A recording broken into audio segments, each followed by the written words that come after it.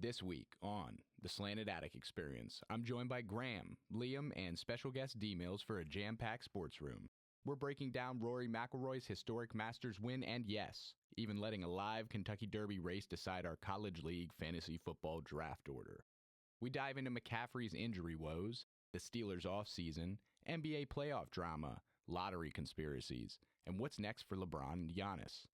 Add in Premier League talk, horse racing drama, golf, and a classic D-Mills skit, and you've got an episode full of energy, debate, and moments you won't want to miss. New episodes drop every other Monday at 10:30 a.m. Eastern with surprise drops along the way. Tune in. Yes, sir. So, Saturday, lots of sporting events that have happened recently. We had the Masters. Definitely want to talk about that. NBA playoffs. Not really my wheelhouse, but I know you three guys, you've been following, what's going on. So we'll get into that. And then I don't know if we want to do MLB. We Kentucky Derby live on TV. I think Grace might be joining us for the official race. So yeah, I mean, anything exciting in sports that you, Graham or Liam, or D Mills in the studio. For those of you out there, we don't have video on the podcast, but like to welcome the guys back, and thanks for taking the time today. So, anything exciting happened recently in the world of sports? Anything you guys are excited about? Give me something. You pretty much did it with the Masters, the draft, and NBA playoffs heating up. And NHL playoffs too. I mean, I'm not a big hockey guy, but I know Liam's into that a little more. Yeah, I've been watching that too. Yeah, I watch that more than the NBA. Yeah, I guess I have too. I watched a few games. We watched the Caps because that's what's local here, I guess. Yeah, Local. Yeah. we've been watching soccer too, Champions League, yeah. and then all the leagues are winding down. They're pretty much all settled except Italy, but soccer too. Yeah. All right. Well, let's talk about the Masters. Did you guys both watch it, Liam and Grambo? Yes, I did. I watched it. Pretty important moment in the world of golf history. The sport of golf itself. Rory McIlroy being able to finally get across the finish line after his first time in like 17 years of play. I think it was a gap of what was it 11 years between major titles.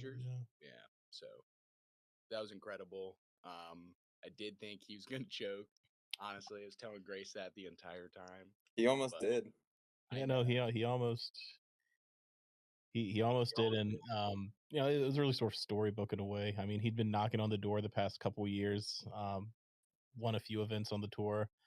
I'm just happy to see it, especially as somebody who is I wouldn't say I'm anti-live golf, but I always I respect the PGA guys a lot more, and he's obviously been sort of the poster child for that movement. Yeah. So it was in just the fashion that he won. I mean, you really couldn't script a better. But I mean, it's the same as kicking a game-winning field goal in overtime of the Super Bowl. The equivalent of that is iconic. That's the way I'll describe it. Iconic. It was just a good. It was just a good 4 day. Like, it was a good Masters. We don't always get this entertaining of a Masters. There's no one that established themselves as such a clear front runner within the first couple rounds like there is in prior tournaments. Sure. So I mean, I was engaged throughout literally the entire time. I think I really thought the Canadian was going to make a push there for a while. Who? Which one? Which guy? Yeah, hold on. There's a couple of them. I mean, Corey Connors was. No, there's a Canadian who was in first place for a little while. He's Canadian. Who the fuck was the Canadian who was in first place for like? Yeah, Connors. It was Connors. You're actually right. And then who was in first place after the first day? The Brit? Justin Rose. Right. Yeah. Right. But that was great. That was the most fun I've had watching the Masters in a long time. Yeah, the last day was sweet. I'm usually more pro PGA too. I don't really root for Rory that often either, but I was definitely felt myself pulling for him. I like Bryson. If Rory couldn't do it, I would have liked to see Bryson do it. I've been watching some of his YouTube stuff, honestly. Although I do align more with you guys, more being PGA. Fuck Yeah. a lot of these other guys. Yeah. But I don't have anything against Bryson. It was really entertaining to watch the sort of rivalry that him and Rory have developed. Yeah. Did they play together? Yeah, they did. Did they play? It was Yeah. the first time they He played said together. they didn't talk. Yeah, so they Bryson didn't was talk like, "You didn't talk to me the whole time." But when you had me on, Fuck the other guy, dude. On the last day, are you kidding me? I wouldn't talk to him either. This isn't buddy shit, bro. No. You're trying to win the Masters. Yeah. They're like polar Unless opposites. you're like dude. trying to psychologically throw them off. Right. Well, that's a big part of Bryson's game too, is the psychological component of sort of getting in your opponent's head, which he's good at. But Rory's been around long Graham, enough. are you watching? This is for fantasy football, the race that's going on right now. Oh, it's happening right now? Yeah, it's currently happening. Oh, so your fantasy football, it's not like the main derby race, it's just like one of the smaller One of races? the prelims. That's great. One of the prelims. Yeah. Well, that's what Jacob said it as. No wonder I couldn't find the He horse. texted us today and was like, "All right, I already came up with the list for our draft." What, you guys all get a horse or something?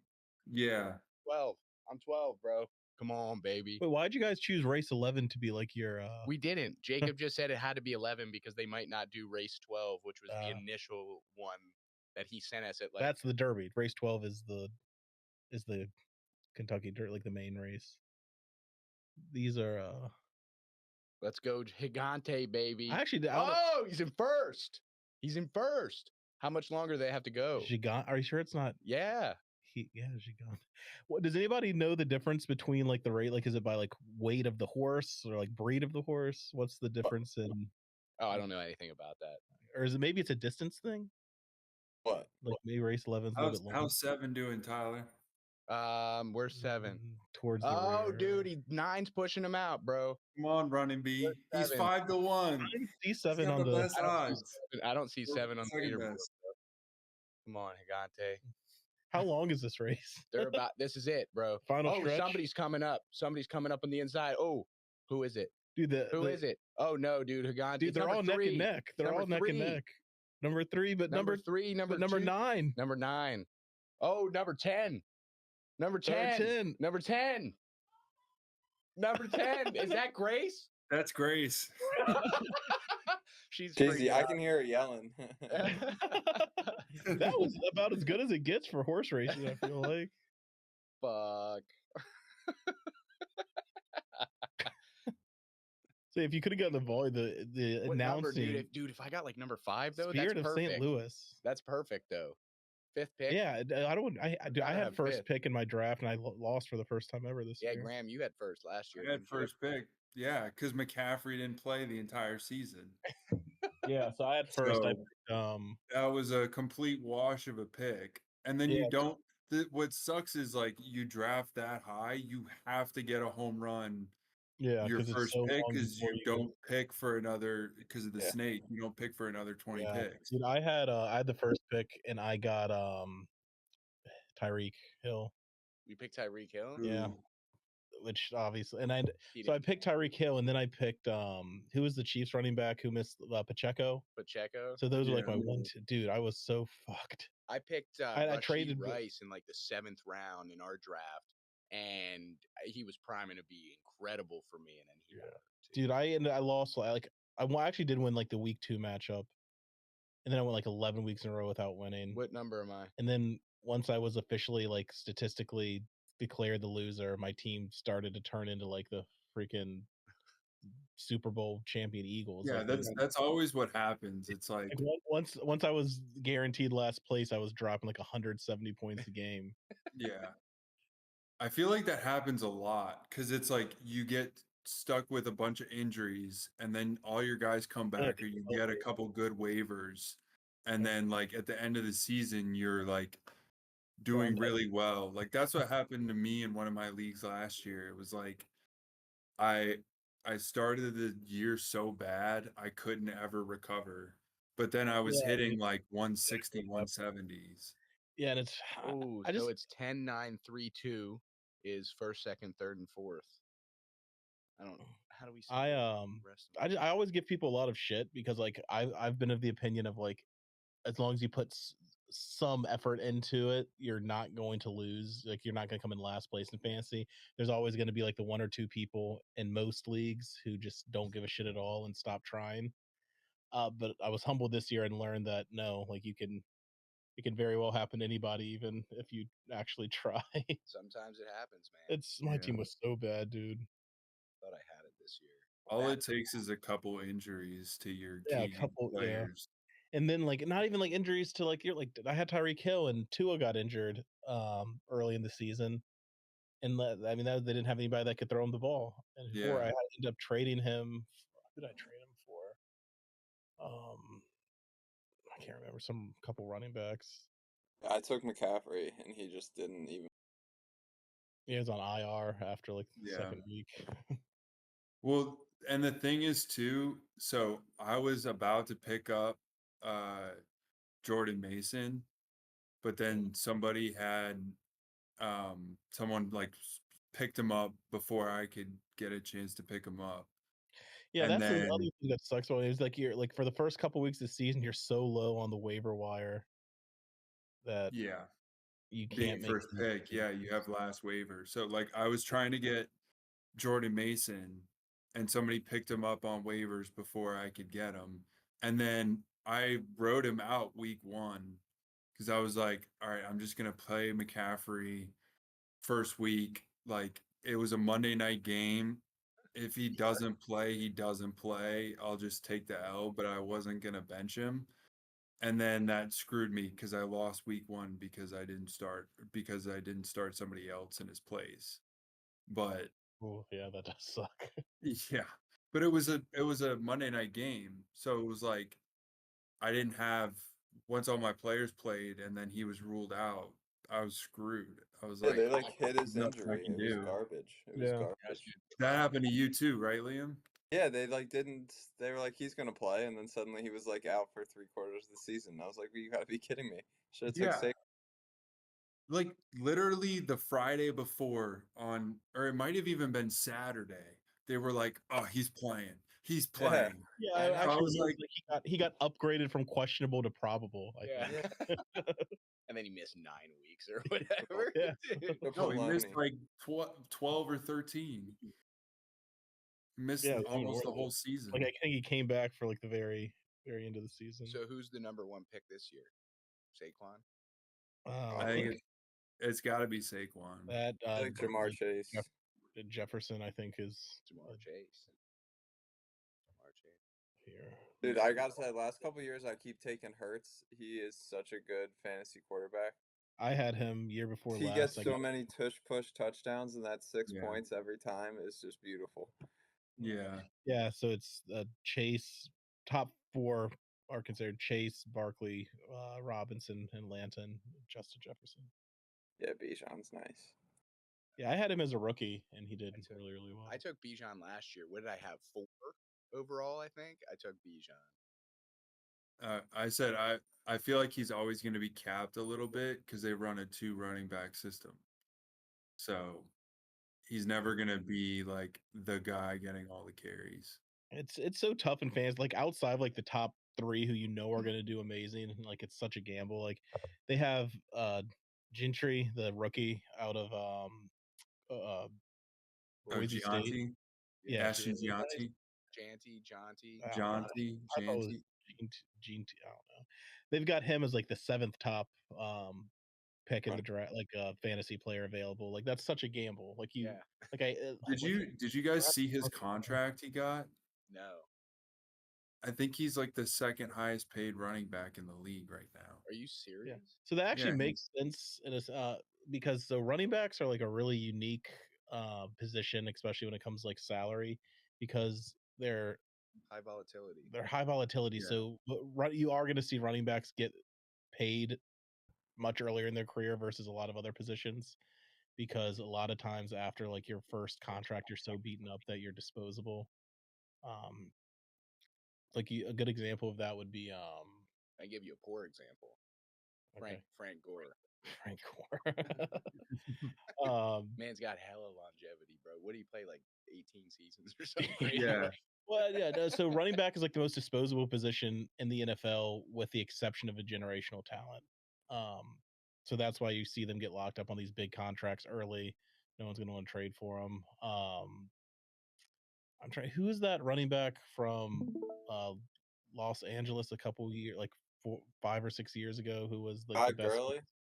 Yeah, Gurley. That's a Yeah. great example. Like he was like from a production level at like the top of the NFL, but like within one season he was down to a contract where he was getting like $4 million a year, where he, like the benefit you're bringing to a team at that level is so much higher than that. But I'm of the opinion that I'm of the opinion that most NFL level running backs could be all MVP caliber players, dependent on the system and the scheme that they're in. Agree. I think it's such a scheme heavy position that right, a no name running back from a certain team could be a household name on another team. Right. I mean, what did you guys have last year, Liam? DeAndre Swift. I mean, he looked phenomenal in the Eagles' backfield, and then you get somebody like Saquon Barkley, and then it's just unbelievable. You know what I mean? Yeah. Miles Sanders rushed for 1,000 yards. Like, yeah. Right. Yeah. I mean, you're gonna get that in Pittsburgh too. I mean, fuck. I mean, Najee Harris, what 4 straight years, 1,000 yards. I mean, he rushes 30 times a game, but I think Gainwell's good, Tyler. Yeah, I like him, and I like the Iowa State running back we got. I forget his last name, but he's going to be a tank, bro. He's going to be so good. Very excited for that. I think the Steelers drafted very well this year. We got a mid-grade by a lot of the analysts. Yeah, because you didn't take a quarterback. We took Will Howard in the sixth round, which I'm ecstatic about, dude. I could not be happier. I think it was important that we didn't take a guy early. Save that for next year potentially. We have a lot of capital next year. What is it? The conditional contracts or whatever. So we get one for Najee and one for like Deontay Johnson or something next year. So we've got some picks lined up. Yeah, I mean, I guess you have there's still. I mean, what's the word on Aaron Rodgers? Is that still? I hope not. Fuck it, dude. I want Mason Rudolph. Because I don't know, man. I'm of the opinion that like obviously there's a lot of people that are going to think that we've got to steal in the 5th or 6th round for quarterback. Dude, I came in 10th. He's leading the whole way, bro. I'm sorry to cut you off. Oh, you're I'm fine. just really bummed. So it's Grace, Luis, Kayla, Jacob, Graham. Graham got 5. Nice. Mitch, Ben, Adam, Gracie, Tyler. So who am I looking at number 10? I'll tell you. And Brown, maybe. Who? He might be like 8. Hey, Brown, Amon-Ra. Amon-Ra, dude. But I've had him. Let's go. Told you. That's my boy. He's so good. He's so good. Yeah, but I just hope I get what was it? 40 points. They're just not so good. Yeah. I was gonna say I think last year Jamar Chase fell to like 10th in our league. That's so crazy. I hope. I mean, I feel like he'll be there at 5. So it's not in a snake draft. That's actually really ideal. They got Henry at 12, Malik Neighbors at 13. Maybe I'll eye Neighbors. I like him. I think a Jonty at 7. I say I'm on Fantasy Pros. Damn, they got Bowers as tight end 1 now. That's got to be the first time in a long time that Kelsey's not tight end 1. He's a beast too. Yeah.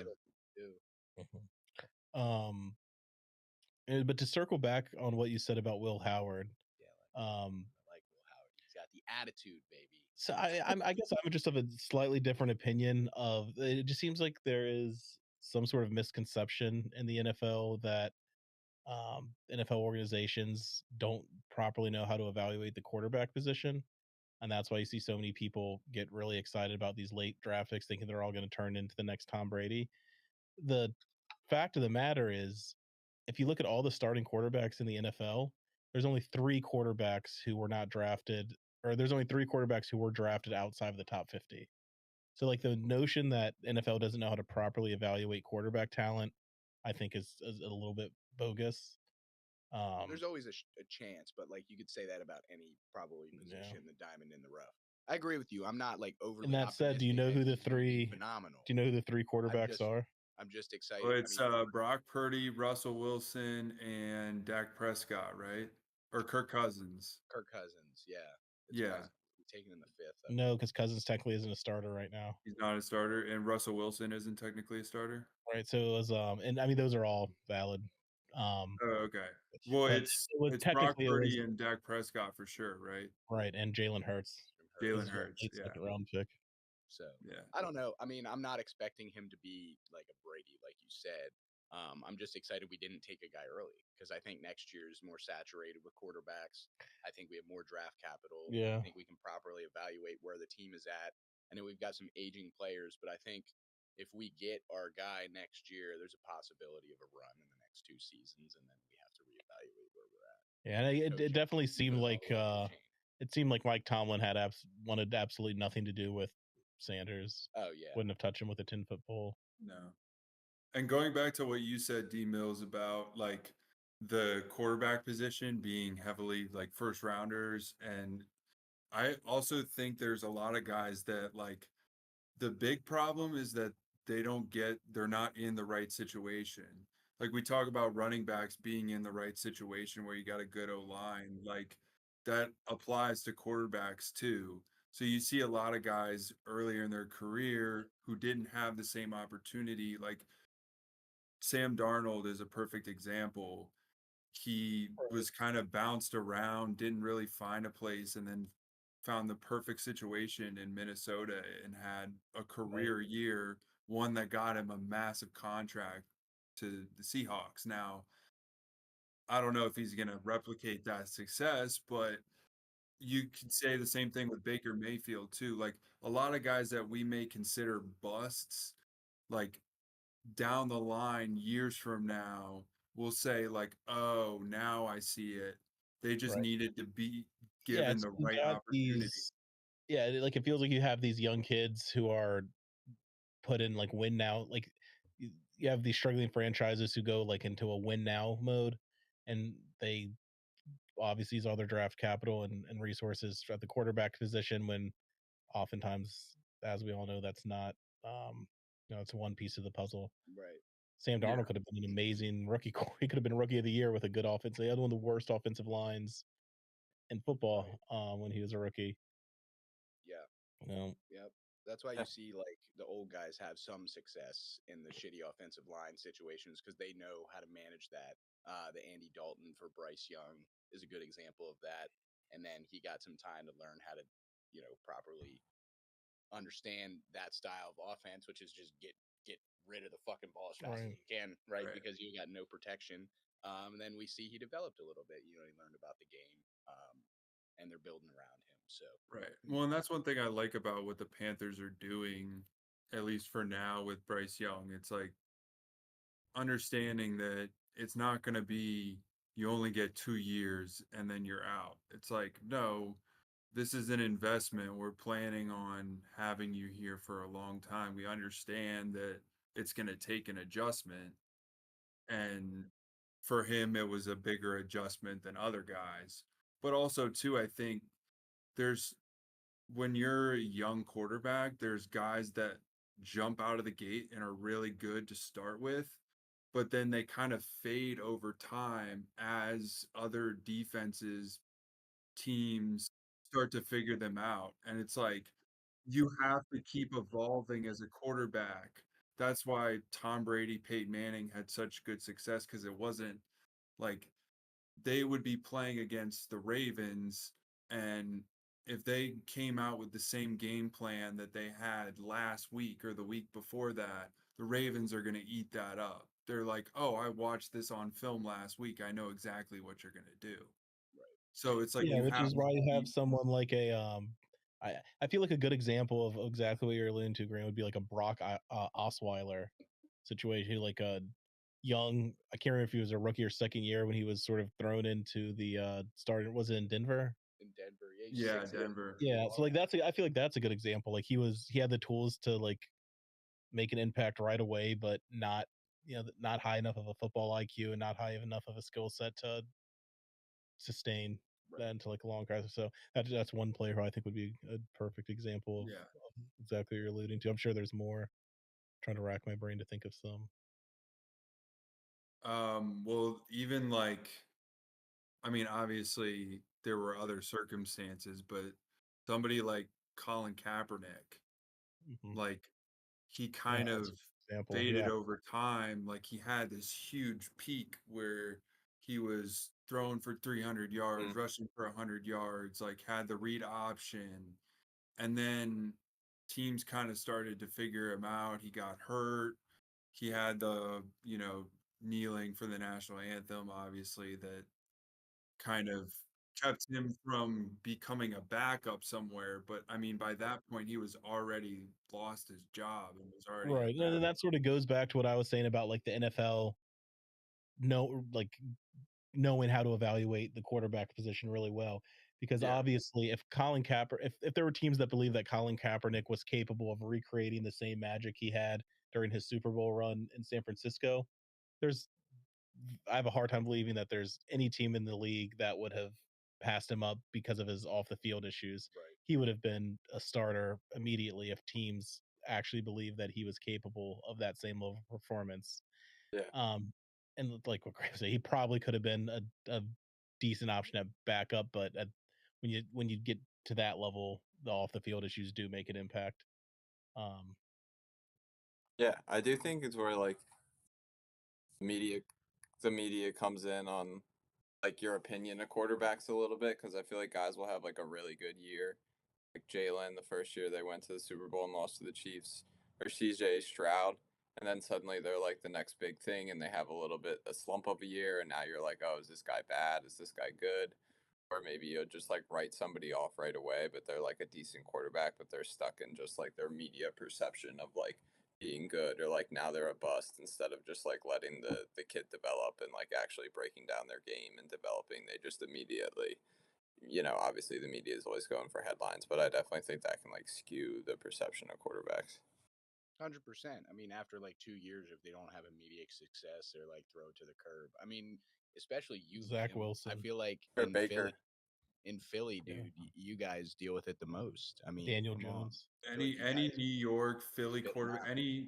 any quarterback in a big market, major market that's got so much attention on them Yeah. and so much pressure, and you have 2, maybe 3 years. Yeah. And if you're not making consecutive, like you can make the playoffs, but that's not good enough. You have Yeah. to be Pro Bowl.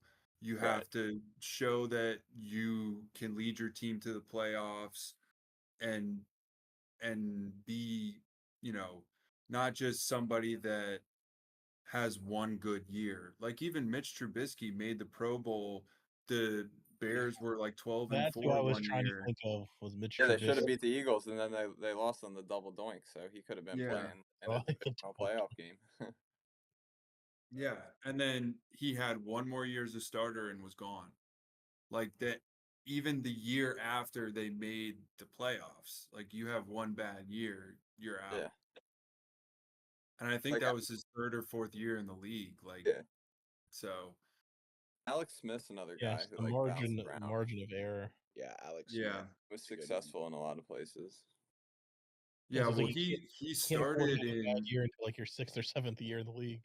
yeah. Well, he started his career with the 49ers, and like They were they good. ran through. He never got there until Harbaugh came, because they ran through a bunch of coaches and he didn't really have the right system in place and the right team around him to be successful. And then once he got that with the 49ers, he actually had success. And then Kaepernick took his Yeah. job. Then he went to the Chiefs, had success. I think, where'd he go after that? The Redskins or Commanders? He had that horrible injury. Yeah, he Yeah. went there and then broke his leg, I think. Yeah. Yeah, had the He had horrific. that Dude, that that crazy sucks. playoff game. But he against- came back. Sucks. What a like, oh, dude, series of unfortunate events, because like you have Kaepernick, and then did Patty take his job? Yeah. Mahomes took his job. Like, dude, come on, man, that sucks, bro. And then you go to another place, have the job, get a brutal injury. He was the Yeah. number 1 overall pick too. Yeah, he was taking over Aaron Rodgers that Utah. draft. Fun Utah. fact about that was the I think that was one of the only times where the NBA number 1 overall pick and the NFL number 1 overall pick both went to the same school. Really? Hmm, Utah. interesting. Can you name the NBA player? Yeah, it was Bogut, right? Yeah, Andrew Bogut. Of course, Graham would know that. I love it. I love it. that was a good way to transition into the NBA if you guys want to, get started on that. I haven't watched very much. I watched a few Lakers Timberwolves games. Kind of expected what happened to happen. Don't really know how that's eyeing up with the rest of the West, and then the East. I mean, the Celtics are probably going to win, right? I mean, I haven't even watched disagree. basketball. You don't think so? No, we can get into it. I mean, You yeah, think the Cavs, Steve Mills? Yeah, I like the Cavs. I've sort of ridden with them all season. I think they made some great trades right there at the deadline. I mean, let's just look at like round one for example. Like, look at how they dealt with Miami versus how the Celtics dealt with who the Celtics play. Magic. The Magic, yeah. I mean, the Cavs had the largest. Oh yeah, they were shitting on them. Yeah, Yeah, they had like the largest deficit, like largest margin of victory in like a playoff series, like 25 years, and they did it 2 games in a row. Like they I were also up. think the Heat are not. That's why the play-in is garbage. Yeah, but the difference between the Heat and the Magic is not wide enough to explain a 50-point margin of victory. That's fair, but opinion. I also think at the end of the day, basketball is about matchups. Like you can be a really, really good team playing against one team and then be completely different and struggle against another team. And it doesn't really have anything to do with like your record. So I personally think that you're right. The Cavs look solid, and I think that they might make the finals. But I think Boston matches up really well with the Cavs. They do, and I mean, obviously, what's his face from the Celtics? Tatum is going to present a very unique challenge for the Cavs because they don't necessarily have a guy that can really defend him. No, they don't really have wing defenders. I mean, they could put Mobley on him maybe, but I mean, they'll probably do what they did in the regular season, put DeAndre Hunter on him. Yeah, but even then, he's still going to get. You just have to figure out a way, like that he's going to get 30 points a game, so you just have to figure out a way to minimize everything else. Tatum's going to get his 30. Donovan Mitchell is probably going to get his 30, and it's just who can. It's really, I mean, it boils down to coaching. But we have a couple of exciting game sevens coming up today and tomorrow. Clippers and Nuggets are in game 7 tonight in Denver. Really? And then I don't know if anyone caught game 6 last night of the Warriors Rockets. Rockets force a game 7 back home in Houston. Interesting. Whoa. No, but I am going to give shout out to Pat Spencer for the headbutt the other night. that was funny. Former Tuarton winner too. So. And then did you guys see where like when that was happening, Draymond had like a big smile on his face, and then gave like a press conference interview and was like, "Yeah, I was proud of those guys. They stood their ground. That's what they're supposed to do." Did you guys see Halliburton's dad getting Giannis's face after? Yeah, that was. I'm sorry. That's so over the top. If I was the son in that situation, I would be so embarrassed. Oh, what even actually happened?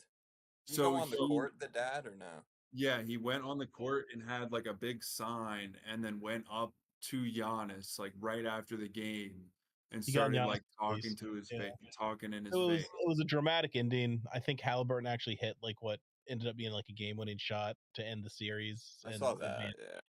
Yeah, and so then his dad came on the court. He had like a big flag, like Graham said, with like his son's face on it. So it just kind of and started waving it around in Giannis's face, and obviously Giannis was like, "Who the fuck is this old guy that is getting him?" Yeah. So anyway, the Pacers actually released a statement that said, like, for the foreseeable future, Tyrese Halliburton's dad won't be at any home or away games. That's fair. It reminded me a little bit of like that's so Lonzo Ball's dad. Yeah. What was his name? Lamar Ball. Oh, yeah. That's something. I don't even think LeVar would do anything like that. Like he would be. His lesson, I feel like. Was that? So LeVar, like, I think he learned his lesson with Lonzo, and he's sort of taken a massive step back. with. He did his job though. He did his job. He got two of the three in the Yes. league, and then one of them released a song that ended up like being a hit within the league. Like they would always play it in the locker room and stuff. And Did you see he got his foot cut? He had to get his foot cut off. I don't know if you saw that. LeVar? Yeah. Wait, I don't know. I what? think it might have been like Yeah. surgery or medical complications or something like that. what? Yeah. That's wild. Yeah, he did. Well, I didn't just make it up. That led to his So- foot amputation. Interesting. Who you got winning tonight then, you think, in Game 7? I have Denver just because they're at home. And I think it's going to be hard for them to. So like Jokic had like 25, 8, and 13 or something the other night. That's not exact, so don't quote me on it. But like that was considered like a bad game for him. Like I just feel like we're due for one of his like 45, 20, and 20 performances tonight at home, Game 7. I'm placing a parlay or a triple double. Yeah, I'd have to go with Denver too. I'll take the But Clippers. I think they're Yeah, gonna. it's I tough. think Like they're. Denver has no depth whatsoever. So like if Jokic does have a bad game, they're done. And like I don't think they're gonna advance past this round of the playoffs. No, I don't. I think they're gonna get They don't have a probably depth. gentlemen swept by whoever makes it out. Is gonna get gentlemen swept by the OKC probably. I agree. Jamal Thunder Murray's a has- beast too, so he could Thunder easily go have, for like 40. Yeah, but the Nuggets Thunder. that won the championship 2 years ago, Yeah. it's a completely different team. Like they just don't have the same depth. They Yeah, don't They have have, hard to they have keep all no the pieces. depth at all. shooting ability. Like the team isn't the same. And And that's they why fired Mike Malone too, which That was so made weird. no sense. It made no sense to me. I guess there were some front office issues. but like But the timing, my God. They didn't like It- him it was- either, apparently. But yeah. Yeah, I think I read he had like lost the locker room. Yeah. But yeah, I mean like the depth thing. That's why I'm so high on like the Cavs and like the Celtics. I think whoever wins the East is going to win the title, and I think it's going to be either the Cavs or the Celtics. And I mean the Cavs are just so deep. They have so much depth. And then obviously the Celtics with Sixth Man of the Year, Peyton Pritchard, and a lot of other pieces. But my God, how that would be like Eastern Conference Final between the two of them. Guaranteed to go to 7 games. I feel like as an NBA fan, like you can't ask for a better matchup than that. I think I can see the Cavs doing a gentleman's sweep of the Pacers as well. And then who the Celtics have in round 2? Knicks. The I Knicks. I do think think that the might go to Pacers are good 7. though, actually. They I are, think the but, like- Pacers are good too, but I think the Cavs are on a different level. But yeah, I also don't know, really good matchups. I don't. yeah. I think the Knicks Celtics series is probably going to go to 7. And then playing at home, I think Boston will eke it out. But Emails, who are you a fan of? Well, the Wizards. So I've got no real dog in the fight. I've For been the high last on 15 years, you've been checked out. Ja Wall. Eastern Yeah. Conference Finals. yeah, they had that one run to the Eastern Conference Finals. What was that? 15, like 15, 14 or 2014, 15. 2015? Yeah. I think the Oh. last Wizards moment I When I was remember in is probably college. Paul Pierce hitting that buzzer beater. So I called game. Yeah. Yeah, I mean but the Wizards are an interesting organization to look at when you no, they're not. when you examine like what a rebuild in the NBA looks like. In terms of how not to rebuild. Well, they've been doing it for 10 years. Now that they've officially decided to tank after this past year, the young core that they have, I think, is going to be all right. So let's look at I'm going to point to the Detroit Pistons as an example. Similarly, awful organization who had a historically bad season, but because of their young core, turned it around and became a playoff team this year. Is it that outlandish to think that that could happen to the Wizards this upcoming season? Because look at the young core they have. I don't know. They have I would say they're due. Part of the problem is they always miss on their free agents, and they try to trade for players that aren't as good, and then overpay them. Yep. Like they tried to bring in Kyle Kuzma, Russell Westbrook didn't work.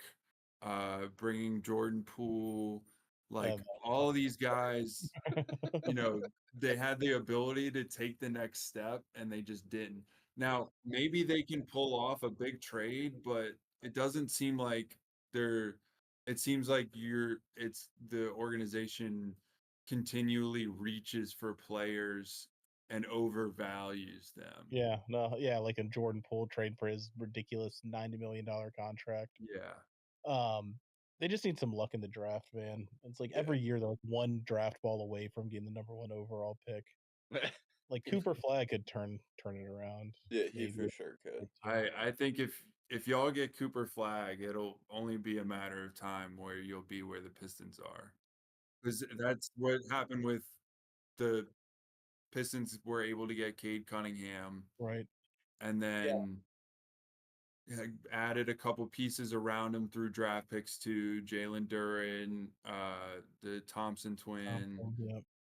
So, yeah, I mean, it really only takes 2 or 3 really good drafts where you hit on multiple players. Look at the Thunder. The Thunder were so bad, but they had so much draft capital that you knew it was just a matter of time. Yeah. So we'll see. And then we have the NBA lottery coming up, so we'll know who has the first draft pick soon.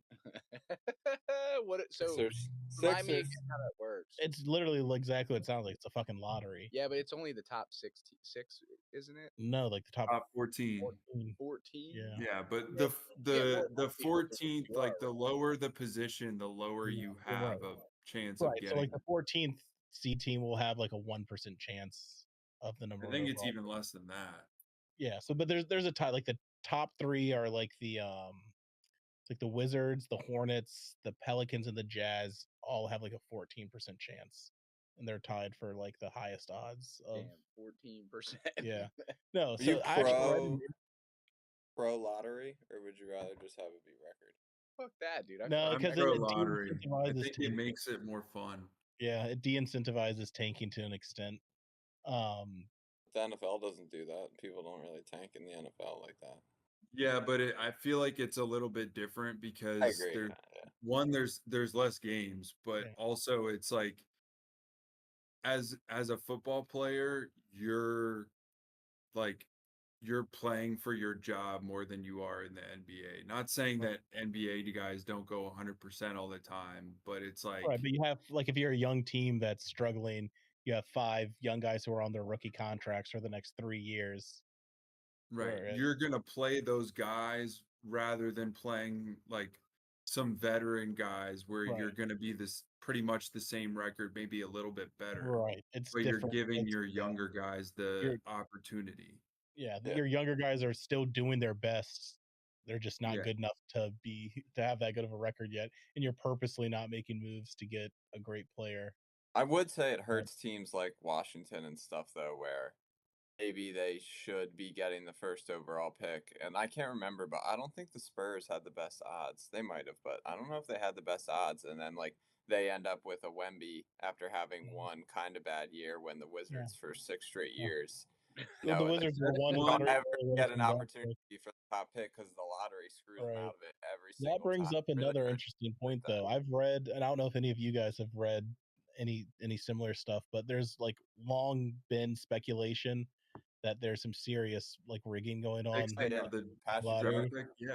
Patrick Ewing. I mean, how LeBron James ended up at Cleveland.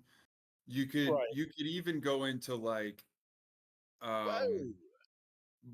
trades too, like how they vetoed the Chris Paul trade in 2011 to the Lakers. What was that? I don't know about that. So I think this was the year, like right after the Lakers had won the championship in 2010. Right, with Pau Gasol and They made a trade to trade Pau Gasol and Lamar Odom, I think, and like a couple ancillary picks for Chris Paul. They were trading him to New Orleans.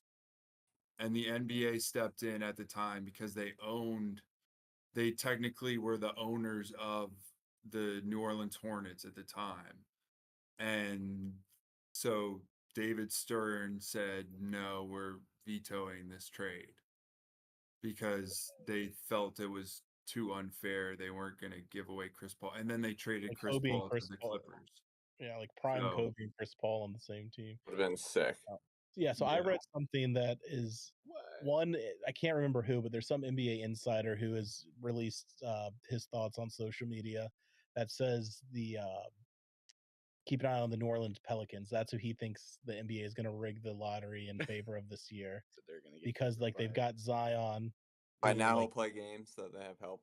Right, who's like they still think he has the potential to be the star that they envisioned when he was drafted, and so like to pair Cooper Cup with him, 2 Duke products. Cooper Cup. And then there's like I can't remember his name, but there's some high up NBA executive who's now like a in the front office of the Pelicans. And so there's a lot of speculation that people think that New Orleans is going to get the top overall pick. So it's gonna be. So mark my words. Do you think it was rigged for them to get Zion too? Then maybe. I don't know. I'm just fucking with you. No, I mean, it could have been. I can't remember. I have to rack my brain to think of who had the second best odds in that. Who like because I remember watching that NBA draft lottery. I can't remember who was it the Knicks? I have no. Or no, I it think was Knicks were up there. The Pistons are who's more cursed than the Wizards.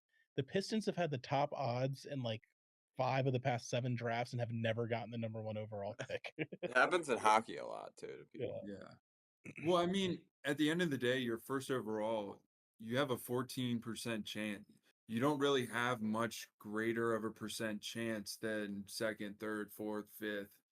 So it makes it so that like the 10th or the 11th lowest has a potential. I think that happened with the Cavs were like one of the lowest one year when they got the Andrew Wiggins pick.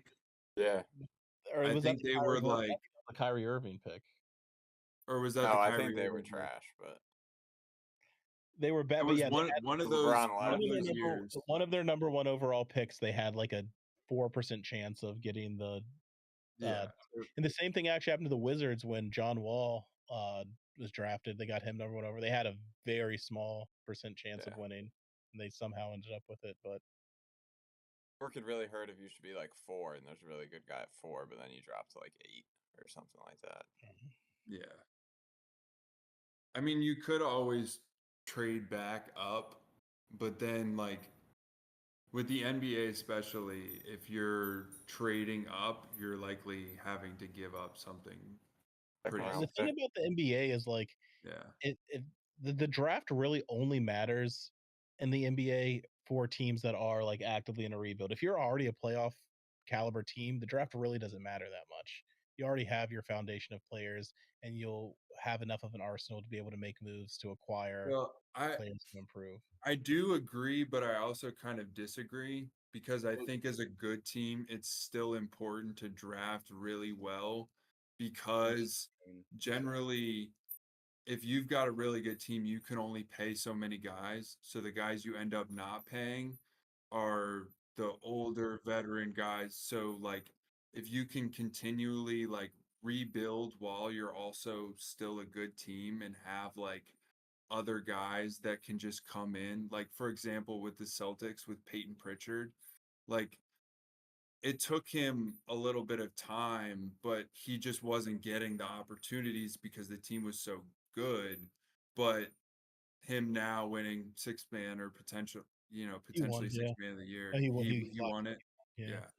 So, I mean, that's just one example, I think, of like a good team just finding like a late round guy, or even Jalen Brunson, who was a second round pick, I think, or late first, with the Mavericks, like I think that was the same year they drafted Luka too. So they just picked both of them and were able to kind of, you know, still be good with Luka, but also have other pieces. So I think especially having being a good team, you have to have really good scouts that can find someone that's just a late round gem that you can just insert into the lineup. Like there's a number of examples of like second round, late first round guys that they aren't necessarily like the best player, but no, the they're NBA perfect for the role that they're needed for. right. But I feel like it's easier to do that when you have like if you're a better team that has a later pick, you can put so much more of your scouting resources into finding somebody who's a perfect fit versus taking it like early lottery picks are all going to take a gamble. Right. Like that's like you're Right. going to best like regardless of needs, you're going to draft the best player available if it's a top 10 pick. Well, Yeah. you're looking for a superstar. Right. And it's a gamble every time. You're hoping that you find the next, the next big next Yeah. generational talent. I also think the NBA is like a free agent driven league too. So a lot of times those better playoff teams can get those just older kind of guys who are almost even like rotating through playoff teams at this point, but they're like really good role players and they just like know how to play. I don't know. I feel like PJ Tucker did it for a few years. Guys like that kind of just know how to play and they just bounce like around. Jeff Green. Yeah, exactly. Well, that actually brings up an interesting point that I was pondering the other day. What do you guys think LeBron is going to do in the off season? I've read and I sort of agree that he may ring chase. There's a lot of speculation that he's going to join the Cavs for his final season, end it where it began.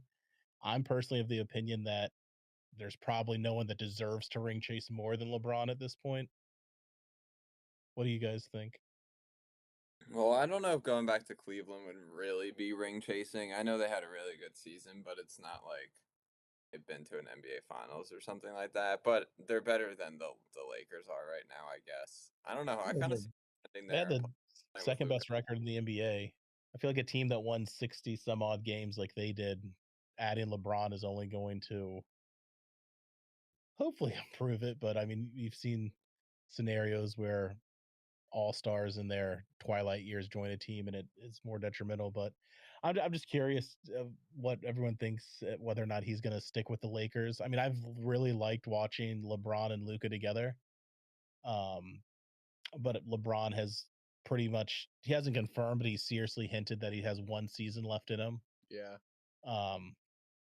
So I don't know. I'm curious to see if anybody has any other possible landing spots for LeBron that would make sense if he does choose to leave LA for his last year. Well, I mean, I think if he does, the obvious destination would be Cleveland. Yeah, So, unless he wanted to go to like New York, but I don't really see that happening. No, I think he's probably either going to stay in LA or Cleveland, and my guess is he probably hasn't even decided yet. He's dealing with a MCL sprain right now that he suffered in Game 5. Damn. So that'll be a fun thing to keep an eye on during free agency. And I mean, I don't know. I guess he's at the point in his career where he could obviously give up salary for what he thinks is the right fit. And I guess he does have the influence now where whatever team he signs would probably gladly sign Bronny to a 2-way deal. Yeah.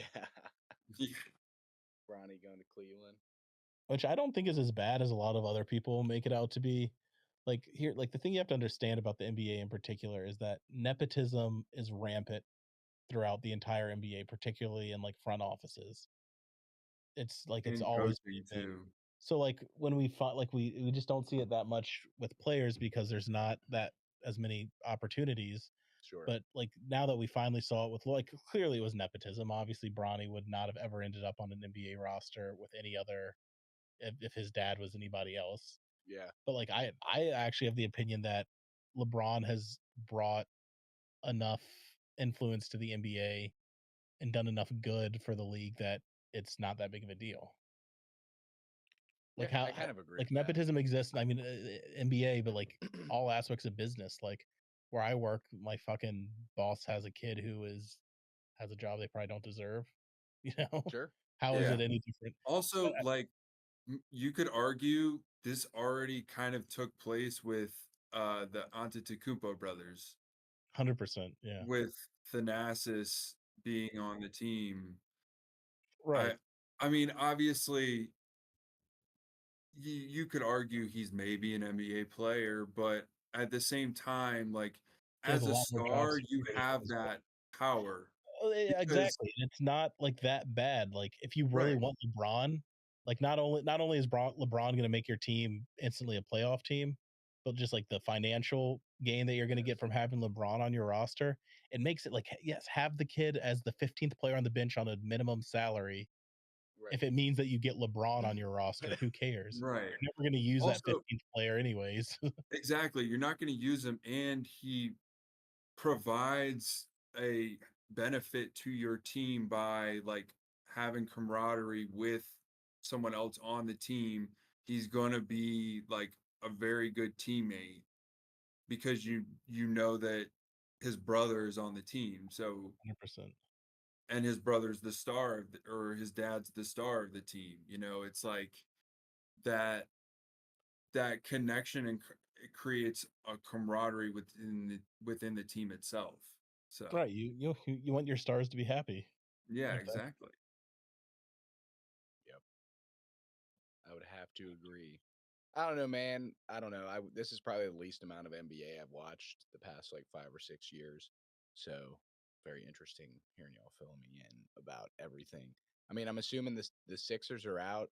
Liam, Sixers had one of the worst Sixers were seasons. bad this year. They so had Yeah. bad. tell me about that, Liam. What's going on, man? Well, I mean, honestly, for the past like 10 years, I just think our front office is a total mess. But we just had a bunch of injuries. So, I mean, Paul George was never going to work out. But of course, he got hurt. Embiid should have just sat the whole year and got knee surgery the second it started. Yeah. Tried to do all this like madness. And watch him play, you could tell he was hurt. He ended up getting hurt, but that was a little bit of a fake back for tanking purposes. But they just injury riddled season. They're no good, honestly. Damn. We'll see. Mighty We'll see fall. if Joel's ever gonna. I don't know if he's ever gonna get back to his peak.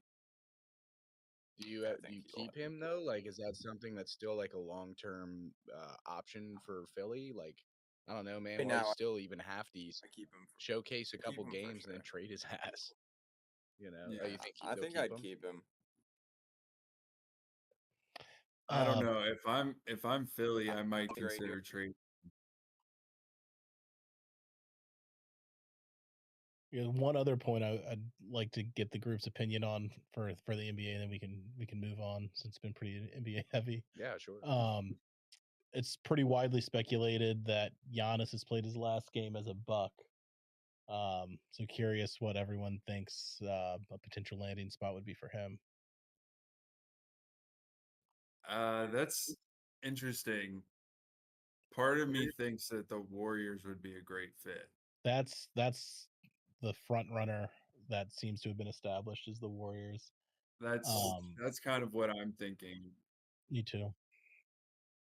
OKC is another possibility. I could see. I think with Chet there, they pretty much play kind of similar. Like they Right. play the same Exactly. So position that's almost. the It'd be hard to play them together. oh no, so that's the trade that I've seen proposed is Chet Oh, plus really? draft picks for Giannis. Which I mean, yeah, you give up Chet if it means you can get Giannis. So I that's like what Chet though. He's young, right? he's young, yeah, Yeah, injury prone. he's young. He'll He's beef still him like up. what, 22, 23? They'll beef him up. Yeah, he's like 22, I think. Get him on a 22. heavy Maybe even calorie younger than that. program. I don't know, man. You know, like players like Wemby, dude's a stick. He's got to. I mean, I'm sure he's got to eat so much, but I'm sure they got him in there training and Well, not right getting now. He's got bigger. to deal with a blood clot. Well, yeah, right. But I'm saying, okay, poor example, but like players of that caliber, you know. Yes, yeah. Yeah. Well, I mean, it's like me being tall, being Yeah, 6'7", like yeah. for example, like you have to bulk up when you're growing so much, you're skinny, you're a stick. Like when you're 6'6", 6'7", 6'8", it's not natural for you to be super big because your metabolism is so fast that you're just eating so much food and you're not gaining any weight. So it's like it takes a while for you to bulk up, like being a tall person. For example, like Giannis, it took him a while before he got like super bulked up. Yeah, he was a Yeah, Embiid toothpick. too. Like, look, it's funny to Embiid look at was a pictures of twig. him when he was a rookie. Yeah, Yeah, like, yeah. If you look at Embiid when he was at Kansas, my God, yeah. beanstalk. Like But all yeah, all kids that are 17, 18, like 19 when they're going to college, going to like school, like the whole time they're just bulking up because they're so skinny when you're that age because you just haven't had the ability to eat right. like continuously without not growing. Because it's like if you know you Yep. if you keep eating, eventually your metabolism slows down and then you'll be able to bulk up because you stop growing. You expend so much more calories. I mean, a lot of what people Yeah. don't realize is the majority of calories you burn in a day is not from exercise. I mean, exercise is a portion. You always need to get up, move around, whatever. But it's like as a larger person, you're going to expend more calories doing regular things like sitting on the chair. Graham might burn Standing 30, up from the 30 chair. yeah, standing up from the chair. Graham might burn 35 calories where I only burn 30. You know what I mean? So like that difference very much adds up over the course of a day, week, month, year, etc. But yeah, I mean, they got them on good lifting programs, ice compression, probably the saunas, um, healthy foods, low sugar, low fats, lots of protein, but just takes time, like Graham It's said. funny we're talking about all these tall people. We're watching these We got jockeys the Kentucky Derby. walking. They're all like 5'1". What do you think they weigh? Like 80 pounds? Probably like 70 pounds. Oh Hey, man, I think are jockeys athletes? that's a good question. I think they are. That I is a think good. they are. I'll give it to I him. think that could be. Yeah, Yeah. I would say. I mean, yeah. Do you think a race car driver's an athlete? Yeah. Oh, for Yeah, I sure. would say put in the exact Yeah. same. They should do horse racing with I mean, like yeah. I mean, really tall people as jockeys and see how that goes. Yeah, they should. Ooh. I'm sure Put if we were me to look put at me on a horse. Ooh. Yeah. if we were to look at I the don't- training I'd regimen, have to get these that's the guys- thing though, you'd have to get big ass horses. Otherwise That's true. it'd be tough. Yeah, I went if we were to horseback look at riding like the daily training regimen of these Kentucky Derby level jockeys, it would probably shock us as to what they have to do. Oh, I'm sure. Yeah, they Yeah, have it's so boring. much training involved. Oh yeah. I know there's like I don't know that much about horse racing, but I know that you have to like you can't be below a certain weight. So like maintaining weight's a big part of. Oh, So like you're gonna watch it when whoever wins, they're gonna get and then they're gonna have to get on a scale and get weighed to make sure that they're within the parameters of what's allowed. really. And like it, Did not know that. yeah, I think it's like a pretty easy thing to like. You just can't be too light. Like there's a threshold that they have. Like you can't be under a certain number of pounds, Right. and that includes all of your gear too. What time does that start? 7:02 is when they race. Yeah. Okay, perfect. Because I got to piss. So I do want to do a little bit of an intermission before that, and then we can kind of watch that and maybe wrap it up. I think I can't tell how long we've been on here, but at least an hour. So yeah, let's talk a little bit about the NFL, some draft stuff. Like to get into that a little bit since that just happened. Very, I mentioned it earlier. Very high on our draft class this year. Obviously, we already got into the quarterback situation. I don't really expect him to work out. If he does, that would be great. You know what I mean? I was just worried. The media had me extremely worried that we were going to reach for a guy and give up, you know, filling other needs that we had. I think we really did fill what we needed on the defensive line. Drafted running back, and then mostly defensive picks. So was very happy with that. I thought we, definitely took who we should. We didn't reach for anybody, and we've got capital for next year. So it'll be interesting season for Pittsburgh Steelers. Right now, our QB1 is Mason Rudolph. So Who else is in the QB room other than the rookie? Other than the rookie, that's an interesting question. I don't know who the third guy is. Maybe like Kyle Allen or something like that. Why did they let Justin Fields go? Just no vibes there. Reports were that the Steelers offered him the same contract value as the Jets, but since we replaced him with Russ, I guess he didn't see a future with. I don't blame him. So honestly, it's not that they like Respected him. he was a free agent, so Right. he had the option to go wherever he wanted to, versus Pittsburgh just saying that they weren't interested. But from what I've read about Justin Fields, the Skylar Jets. Thompson is the other guy. I don't even fucking know who that is. I've read that the Jets just have like a lot of faith that he's still has the potential to be like a franchise QB, and thinks that they're gonna find like a long term. Yeah, I'm pissed though. I think what he signed for, like 10 or 12 million a year. I would have taken that for Pittsburgh. Are you kidding me? I actually think the Jets offered him. Bridge QB 2 years, bro. Like that's perfect. I think the Jets offered him a little bit more guaranteed money. Gotcha. They offered him like 30 million guaranteed. Gotcha. So probably had something to do with it. Nah, I think he was going to leave anyway. Honestly, I think after taking him out after a 4-2 start showed that we weren't. Fun fact about the Steelers: Mike Tomlin is now the longest tenured coach, not only in the NFL but of any of the 4 major sports in North America. Are you serious? Yeah. Pop left. Because Popovich just retired. Retired, yeah. And so that I saw that on ESPN. They said now Mike Tomlin's now the longest tenured coach, professional sports coach of any major sport. I mean, I don't know. Like I was saying earlier, like I think 2 years, 3 years after that, I think we need to be looking to move on. It's been a long ride. It's been a great ride. But, there comes a point in every team's path or coach's career that, it's time to merge or split paths. But yeah, I don't know. I mean, he's brought us a lot of success. Maybe his system isn't up to standards for modern football. Who knows? All I know is that I've been teetering on the edge for about 10 years in a row. So the Eagles did that with Andy Reid. He did a lot of good things. Obviously never won a Super Bowl, but at a certain point, they just had to let him go. And he still had a bunch of success, but they had to let him go. And we've gone on to win 2 Super Bowls, so it worked out for both of us because Andy Reid's won a bunch. He's gone on to win 3. Yeah.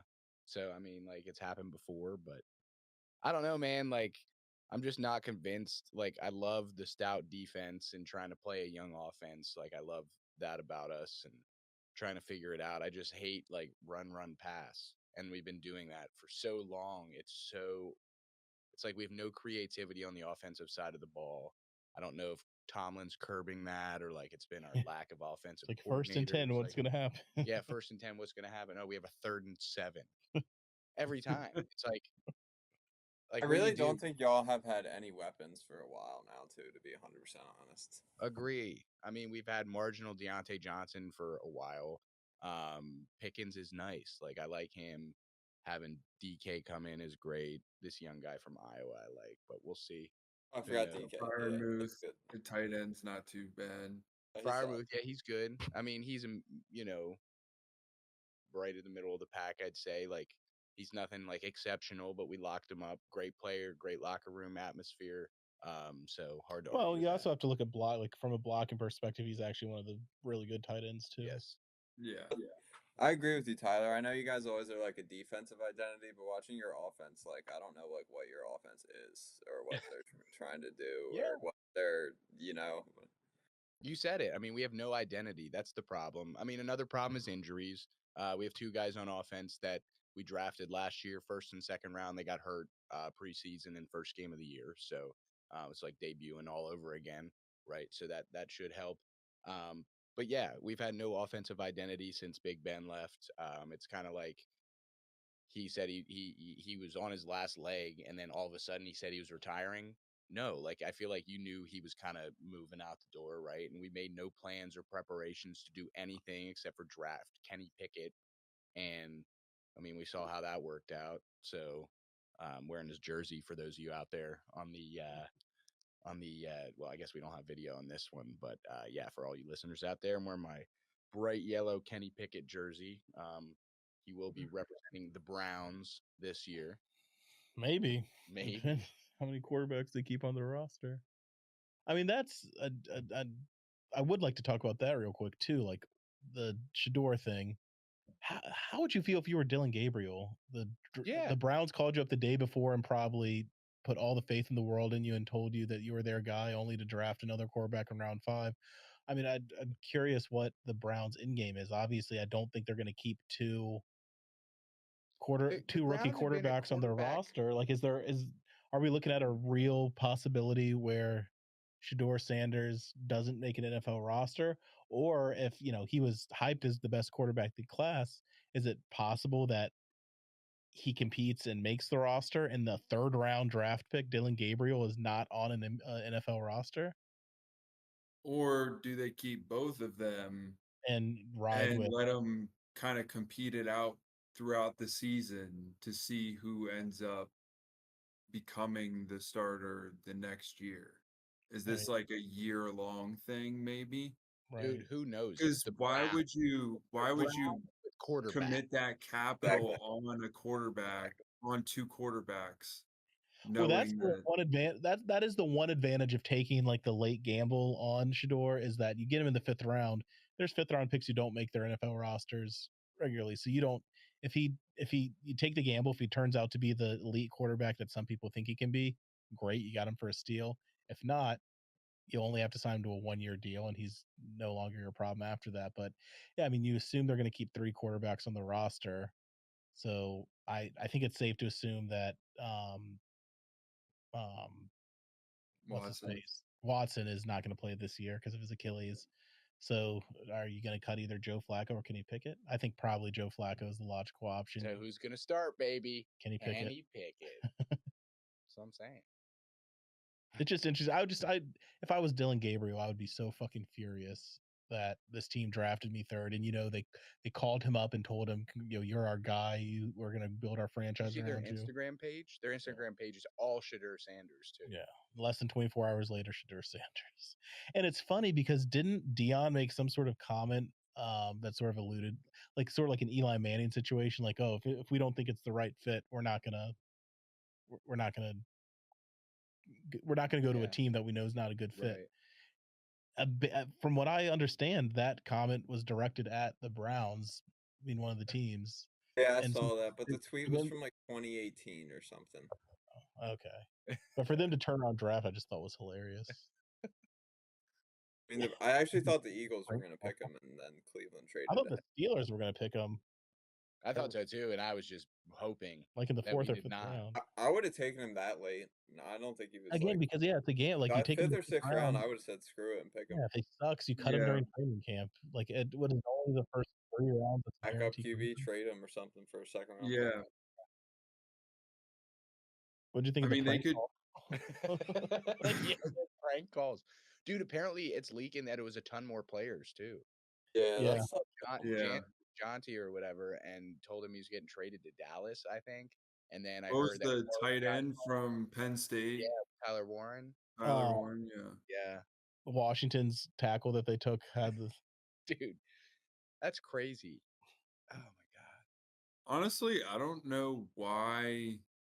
Like, teams should be strict about that. Like, if you leak, like that should not be something that is happening. I don't know why people think that it's funny too. Like, it's these guys, just let them actually relax. Like, it's not funny. This is their entire athletic career up to this point in time. Their whole life is their entire to this working towards this moment, to play in the professional league. They're probably like 22-ish years old, 21 in some cases, and having some dick dude prank calling your phone telling you you're drafted to a team. Are you kidding me? Oh, that's terrible.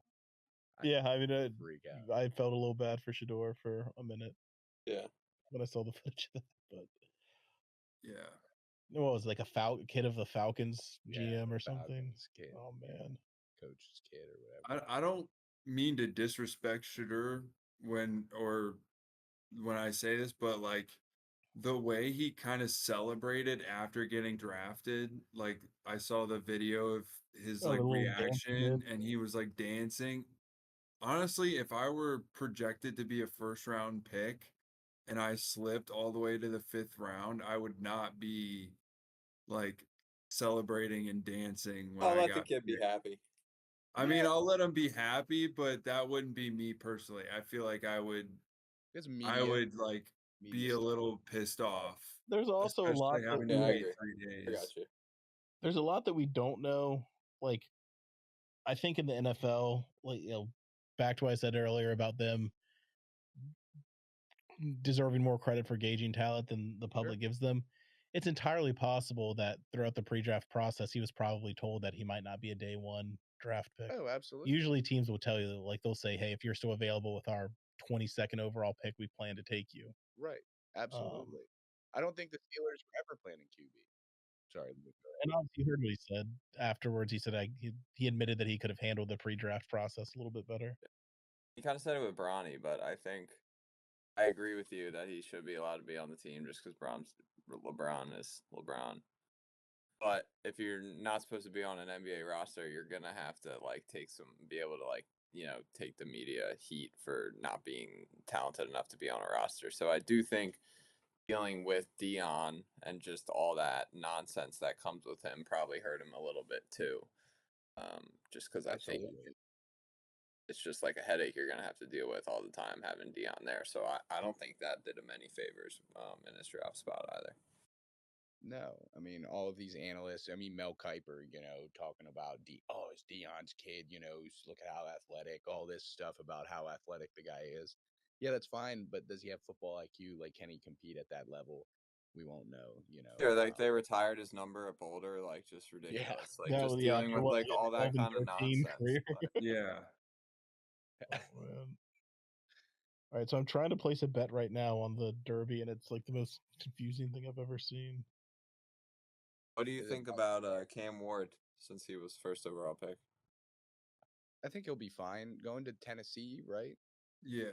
Yeah, I think I he'll was be actually in solid. Nashville. Again, though, like Tennessee, like substandard place to be. I feel like so. Like, will he have success? Similar to what's his face with Chicago last year, Caleb Williams. Like maybe the second year will be better, but like again, you're a young guy thrust into the spotlight. Here, you were drafted 1 overall. Go make this team win 10 games. Some guys have it in them, because they have the pieces around them, right? And others do not. I think it's important to let the guys sit, develop, or just learn. Don't expect too much initially. But that's why I like Mason Rudolph just coming in there. He's a good teammate, locker room guy. Just win us another 8 or 9 games, bro. Maybe we'll get like the 15th pick this year instead of the 22nd. Just miss the playoffs. We're in the teens instead of the 20s. Not a losing season. Got to go 9-8. But Dude, so get this: you have to download a separate app to bet on horses through DraftKings. really, Oh, I think I didn't know that. DraftKings horses. It's like a different thing. wow. Yeah. All right, what time does this start? Because I got to piss. Starts in like less than 10 minutes. All right, should we take a little pee break? I need to get water too. I'll just keep it rolling and then I can just clock back in. If you guys are down for that. Fuck this, dude. Yeah, we can just take a break. You want to just stay on? Yeah, I'm just gonna stay on, keep it recording, and then I'll just clip it back in when we're back. Okay, For sure. All right, fellas. All right. I mean, I guess I'll try to create an account real quick. You gotta do it. Why not? I'm playing $20 on Sovereignty as my horse. So, do you guys honestly think that those like there were mock drafts like Mel Kiper had Shadur as like the 5th highest rated guy? Do you think that was like he was just basing that off of his talent, or like because I feel like a lot of those guys have contacts with GMs and people like that to where they would know. But Something about him just makes it me hard to trust him because I feel like he's such a TV personality. But yeah, I mean, I do think he's talented. Like I don't, but like I just don't think he's gonna come in and start in the NFL and like win football games. Like if he was anybody else, he would be not right away. exactly what he was, a 5th or 6th round pick. Well, and that's why I think it might be better that he goes this late. And the only reason why I say that is because like it'll be a lot less pressure on him. Yeah, that's If true. he were a top 5, top 10 pick, he'd have so much pressure on him, like way more pressure than Cam Ward would, for instance. He for sure would. Even. So like especially if he went to the Giants or really any team like that, that is a big market where you're gonna have a lot of attention, and if you don't win within a year or two, you're Yeah. out. So especially like, I mean, he's gonna have it a lot harder to start initially, but I think going forward in his career, like he's not gonna be a day one starter. So at that point, why not sit back, maybe be a third string, fourth string guy for a year or two, back up guys, and then year 3, year 4, somebody gets injured, you get an opportunity, and that's where you make your step. So I don't know. We'll see. Yeah, I agree. Other than being in Cleveland is really I just Yeah. think Cleveland and like the Jets, bad places for quarterbacks to go, I feel like. They're like quarterback graveyards. Yeah, they really are. Like that's where you go for your career to die. Yep. Even I didn't think Aaron Rodgers was going to be, Green Bay good, but I thought he was still going to be pretty good for the Jets, and that just was a disaster. I know he got hurt one year, but he was so bad. Yeah. Well, I mean, he always could end up. It could end up being like Brett Favre, where he went to New York, had like a. He actually had a good year until he Yeah, he fucked did. up his shoulder, and then he tried to play through it, and they lost like what 6 straight games and ended up out of the playoffs. Yeah, he was good on the Vikings too. Yeah, well, that's what I mean. Like the year after that, he was good. Whereas, I don't know. We'll see. It depends on where he goes, but if he goes to Pittsburgh, How do you do the? I don't really see them. They might make the playoffs, but we're talking about the Steelers, Tyler. You watch the Europa League too, or no? Yeah. I I'm mean, a I didn't Spurs watch the fan, most so recent games, but yeah. what was that? I said I'm a Spurs fan, so Uh, we at least okay. have some hope. Was it a semifinal? Yeah. Who are they playing? I don't even know how to say the name. It's like Bode Glint. It has like a dash in it. There's some Norwegian club. Oh, damn. Yeah, So for them, it's like big time shit. yeah, it's like the biggest shit they've ever done. Yeah. For Tottenham, it's just like, can we just win a trophy? Can we just get there? I feel like at some point, y'all have to win another trophy. Yeah, I mean, we do. it's even if it's like a League Cup, FA Cup, like there's got to be I feel like there's got to be a coach, a manager that comes in. Like the only way that a manager is going to come in and consistently keep their job at Spurs is if they win a trophy. So Yeah. you got to come in and be like, all right, we're going all out for the League Cup. I don't Exactly. give a fuck about Premier League. We can finish 10th. I don't give a shit Right. about like, Exactly. don't care about Premier League, FA Cup. We'll put our young guys in for third round games so we Yeah. can rest for League Cup, Exactly. and we're putting chips all in for League Cup. Like I Especially feel when like you that's what you haven't have to do. You got to go won all one. in, and if it fails, it fails. But at least you Yeah. tried. I agree. You know, you Because you're can't not be gonna like, win. You're not winning the Premier League. It's not gonna happen. no. DraftKings didn't want to take your money. All right, Well, fellas, are you guys watching? They would have. I had to create a No, DraftKings. I'm not watching. It's that on DraftKings NBC, right? account. Yeah, NBC. Come on, get it live, Graham. And then I would have had to deposit more money. I just ended up putting it on. All right, so you guys have to get a beverage too. You have to chug it before the end of the race. That's the rule. All I got is wine. I like that. Let's do it. But if that's the case, What did you say, Graham? All I got is wine. That's the only alcohol I have. All in right, this so you got to house fill right up an entire water bottle, and then you can do that. now. Higher water bottle. Or I mean, I could chug wine. I don't give a fuck. No, I was joking. I know you were. I was joking too. Graham's gonna chug wine. All right. How long are this? Is a pretty short race, right? So they're all different. Like Yeah, I feel like it's a minute, right? I don't fucking know. Something like that. Very short. It's like a minute and a half, I think. Because it's like what? Preakness, Kentucky Derby, and what's the Triple other Crown. one? Belmont Belmont. Yeah. On the States. I think one of them is all in short Kentucky. track, one of them is middle, and then one of them is like the Or is it longest. West Virginia. I think Kentucky Derby is like the middle one I could just be making that in up. terms of Yeah, distance. No, you're right. this is the Yeah. first one. This is the first one. Yeah.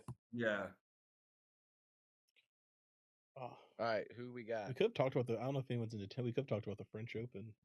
I got Sandman 5-1. No, I'm kidding. I was don't know. trying to I place. feel a bet like on I gotta go Sovereignty. for one of the low odds. I gotta Yeah, go I for agree. Chunk of gold. I'm going with Flying Mohawk. That's what I'm taking. I'm going with Neo Equi. How do you Journalism. Take Neo journalism. Equils. Neo Equils. Beza. Admire Daytona 40-1. Sovereignty. God. Chunk of I'm gold. taking Render Chunk of gold. Justice. Put it, Graham. Put $1 on chunk of gold. So what are bro. the odds mean? Like No, 5 I'm going Render Justice. What is the 7? Like if I put $2? $1 Yeah, on what's a 2021, You have 7 to to bet 2, $2. so that means a dollar would pay out $3.50 because it would be half a 2. So it's 1 Why to do they 3. write it like that? Oh, because they Because don't want no- $3.50. So you have to bet 3.5 to get earn $1. No, you bet 1 to earn No. 3.5, but that's only No, outright. That's only outright winners. So you can do like top Top threes, 3, yeah. The trifecta. like top 5, whatever. yeah, all that stuff. Right, So so I'm who's sure, Bob Baffert's horse? who's Bob Baffert? That guy's It's Bob. I raining. don't know. Who's That guy's won what, like He's the American 20 Pharaoh. Kentucky Derbies or He's something? he's like the best. He's like the Michael Jordan of horse trainers. Really? He's had some scandals, Yeah. I think. Yeah, he got Yeah. suspended for a while. Yeah, right. Wait, I mean, I what feel like happened? horse What was he racing. doing? He was doping his horses. Was he There he really? is. There he is. Well, we must be a little bit ahead of you guys. We Won't say anything. just had old Bob. I saw him. Well, it's gonna be hard not to. Oh, they just started. Really? Yeah. You guys are ahead of Oh, us. y'all are behind me. Oh, we're way behind, bro. Y'all are way behind. Oh, Man. oh. Oh, they haven't started for me yet. They They're all just in the started Oh for yeah, us. yeah, we got it. We got it. We All right, got So it. we have to finish our drink.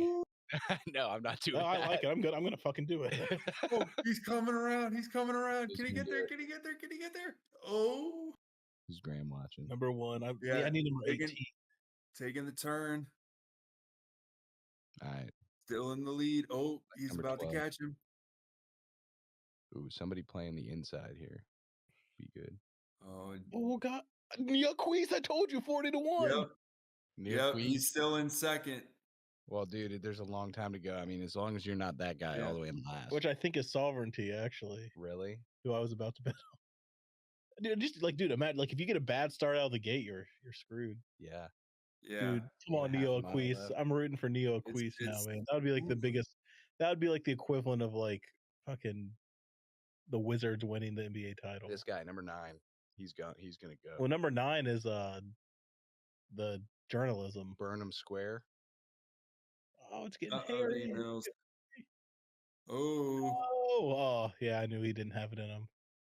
he's In 4th now. They got 3/4 mile left. Oh, now he's not even. He's in number Yaquis 1. is in first. yeah. Bro. He took over the lead. Owen Almighty. All right, we're coming around the turn, Whoa, baby. dude, Oh my gosh, this these is fun. horses are wet. They're Dude. covered in mud. Oh, somebody just got penalized, bro. Oh, Neo Aquis. Come on, brother. Slap Oh, the shit. look at these horses yo, fighting through the mud. He's rolling. Oh, he's getting there. Who's got it? Grace already saw the finish. If that's number Whoa. 18, Oh, baby. I 18. think that's who I was 18. trying to. Are you serious? I'm about to lose my fucking mind. I tried to bet $25 on him. If that's sovereignty. Number 18. Yep. Is that sovereignty that just won? Yep. It's sovereignty. Are you 18, serious? right? Yes, I was going to bet and then DraftKings wouldn't let me. We'd be going out to a steak dinner right now if DraftKings. Oh my God. What was the odds? 9-1. 9-1? Damn, dude. Oh, dude, I'm pissed. It'd been $200. It'd been more than that. 25, yeah. $225. He came out of nowhere too. All right. Like he wasn't anywhere near the I thought you were lead, gonna and do it. then just cooked Did it you into gear. No. You had 2 minutes and 2 I'm seconds. I got too invested in Neo Aquise, man. Neo Quiz. Did he get top 3 though? I think he got third. Yeah. Dude, Well, that's even crazy. Do you see how muddy it is there? Yeah. I'm distraught, dude. You heard me trying to place a bet on sovereignty. Oh my God. Now I just have to. Oh, this is terrible. You have to live with it. Dude, this guy they're all covered in mud. The horses' faces are just full of mud. The horses were probably blind for like half the race. Couldn't see shit. That's crazy. Oh yeah. Right. What were you saying that you wanted to talk about after the horse racing was over? Did you mention something? Did I? I thought we were talking about something. What sport was it in reference to? I don't know. Also, did you guys listen to volume or did you have it muted? We had it I had muted. it muted. The announcer's always great for that, though. The horse racing guy is phenomenal. Yeah, Neo Queese kind of. Yeah, he petered off there. I always feel bad for those horses that run like so strong, and then the last quarter of the race they just drop like all the way back. Yeah, he like dropped back and then kicked it back into gear and tried to get back into it, but at that point it was too late. I think it was also the mud definitely factored into it, where like the horse was having trouble probably like getting through the mud, and it was like sticking to their hooves, and so it slowed down, and then you have to get it back into gear. I mean, this is probably like, in terms of horse racing, probably the most difficult race you can have, like on muddy ground. Yeah. Like being able for the horse to just like push through and kick through it. Yeah, look at his goggles. Yeah. First win in Kentucky Derby. In the Kentucky Derby. I wonder what cut the jockey gets from the winnings. Probably got to be decent. I mean, the jockey, they put in so much time. Yeah, but think about caddies for PGA Tour, man. They might get only. That's different, though. That's way different. No, that's way different. Yeah, but these guys, right, are just an employee as well, right? I mean, yeah, but you're controlling the thing that wins. You know, it's. You don't see anybody interview the caddy after the end of the Master tournament. Yeah.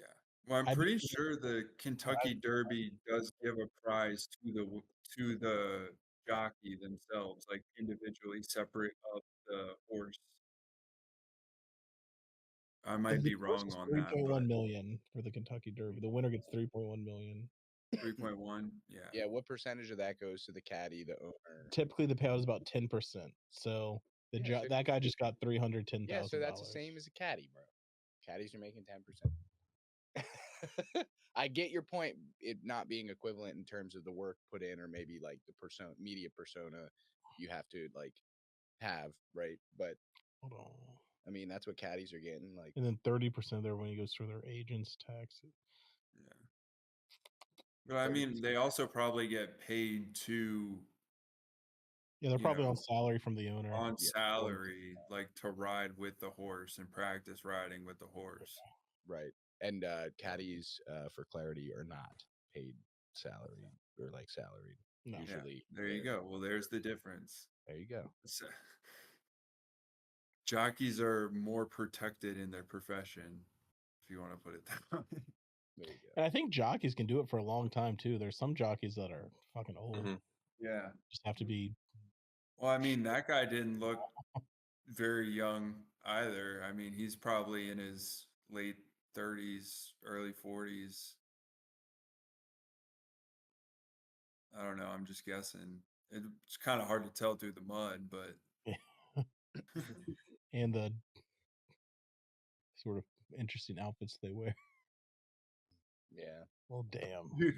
That is I'm gonna think of this as for a while as very disappointing to have not been able to place that bet.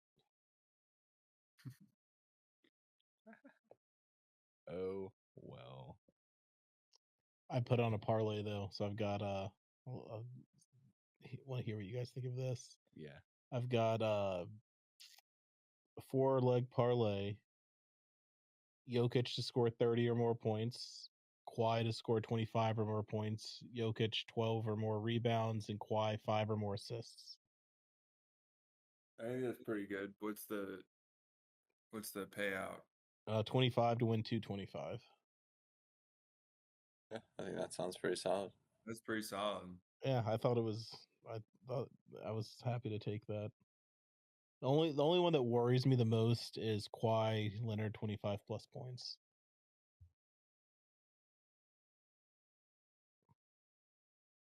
You don't think you can do it? I think Game I say it's the 7, one you that worries gotta me expect the most. Jokic to put up at least 30, if not 40. Well, I guess I think Jokic is having a 40, 15, and 15 game.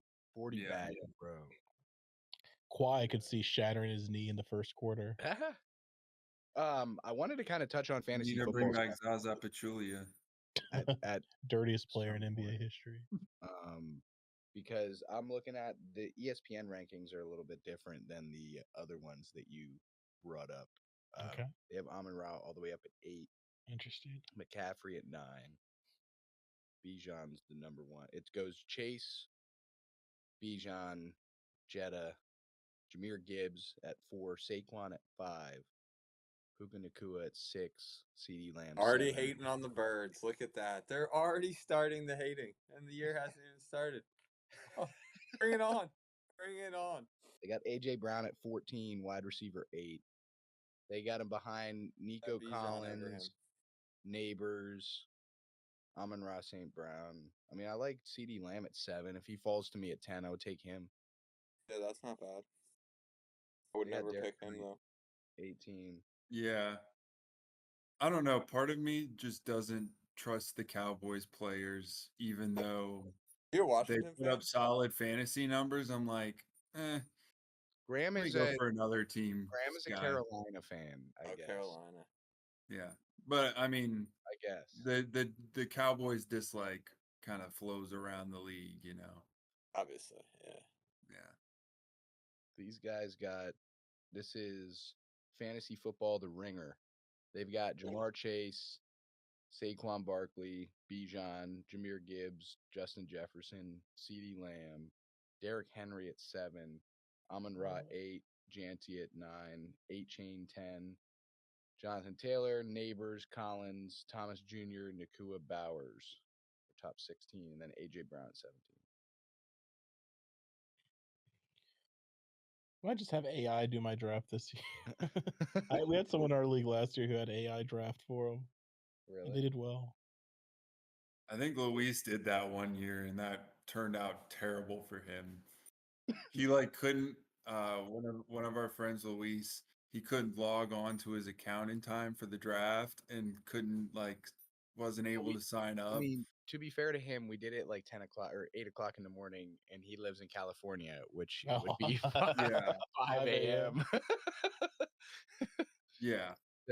So we kind of screwed him that way, but sorry, Luis, if you're listening. What? I had AI help with my NCAA bracket. I actually won. Really? Yeah. But I made all the picks. I just asked AI to go through and tell me if they just I picked Florida to win, and I didn't change that based off of what AI told me. this DraftSharks.com has. Do you think AI is going to change gambling? I mean, I think it already has to an extent. I just don't know what the sports books can do to prevent it. Also, I mean, like, what can AI do? Like, AIs can't predict the future. You know? No, but it can provide you with the best analytics and analysis based on percentages that would put you right. I'd be curious to in an see what advantage. AI could do versus just like the average human, and in terms of like advanced analytics. But yeah, I mean, I'm sure it's something that the sports books have already discussed. Yeah. No way to prevent it though. Yeah, I'm sure they'll adapt. They'll figure it out. I don't know. Yeah, we'll see. Yeah, who knows? I mean, I still feel like even though sports betting is super big now, I still think it's somewhat limited just because it's still not legal federally and it's only legal in specific states. So it definitely is something that maybe over time will grow into this massive thing, but it's still very niche right now. So, I mean, we'll see. Dude, Scotty Scheffler tearing it up right now. He's 6 up. Going into the final round. I mean, he's still got 9 holes left to play. What tournament is this? The CJ Cup, Byron Nelson in McKinney, Texas. I think this is Scotty Scheffler's home course. He's won the last 2 or 3 years. Oh yeah, he's gonna win. Doesn't seem like there's a bunch of heavy hitters playing in this tournament. No, they're all taking it off after the Masters. I don't blame them. Think Jordan Spieth's ever gonna win another major?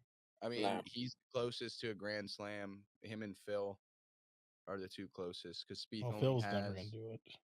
I mean, Phil shot like top 30 in the Masters this year. You never know, man. What is Magic?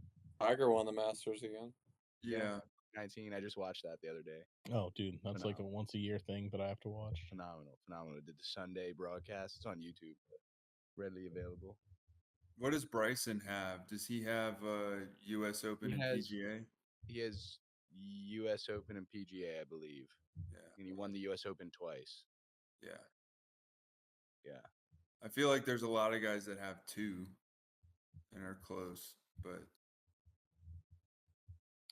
Tell you, man, I predicted when we chatted last time, I predicted Oberg to win. He had a valiant effort. No, Oberg played well. Definitely was not at the last right. day. Well, yeah, he was the last there, 9 really. Yeah, and then honestly, solid top 10, top 20 bet if you absolutely golf wagering. I mean, he's a solid player. We'll see him rise through the ranks. He will win one. He'll get his for sure. He's young. Yes, super young. But I don't know about Spieth, man. He's still got the youthfulness. I mean, he's young enough to see that. I think he's the most likely to complete the Grand Slam, if anybody. What about Koepka? You think he'll ever win another? Maybe. I don't know, man. I'll never root for that. He had such a short-lived head case. Such a short-lived peak, it felt like. Yeah, I mean, some of those guys, their contracts are coming up and coming due on live. You got it right there. If you go 2 to the right. What do you want to watch? That's record. That's the second round. That was yesterday. Oh, well, never mind. I don't know if you. What time does this game start?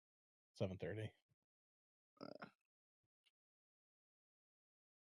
But yeah, I don't know. Interesting golf scene this year. I mean, obviously, for those of you that watch out there, Scotty Scheffler has not, won a tournament yet. We saw the dominant season from him in 2024. This, it's teeing up to look like this will be his first one, of course. So always interesting to see how that translates to the second half, of the year, obviously with the Masters being the first major tournament. Will they have the Open Championship is next? I'm not sure where that's played this year, but yeah.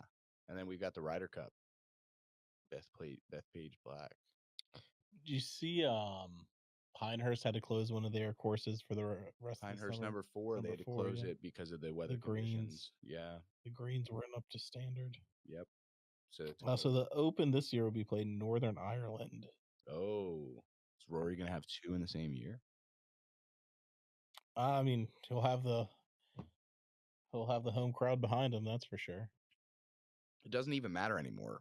Honestly, he might play better without the media weight on his shoulders. I mean, he's still got game left in him. Shit, he doesn't have to worry about winning the Masters anymore. Obviously, he's the best golfer in the world right now. His entire career, you know, like for the past decade, that's all sports writers and like analysts and like podcasters, radio hosts. Oh, you can never get it done at the Masters. Finally does that, like, got to be a huge weight lifted off your shoulders. You know what I mean? So like, yeah, he's probably gonna play his best golf ever now. Maybe this is it. Maybe, yeah. So like Tiger McIlroy. I mean, he's the best golfer of our generation, that's for sure. 100%.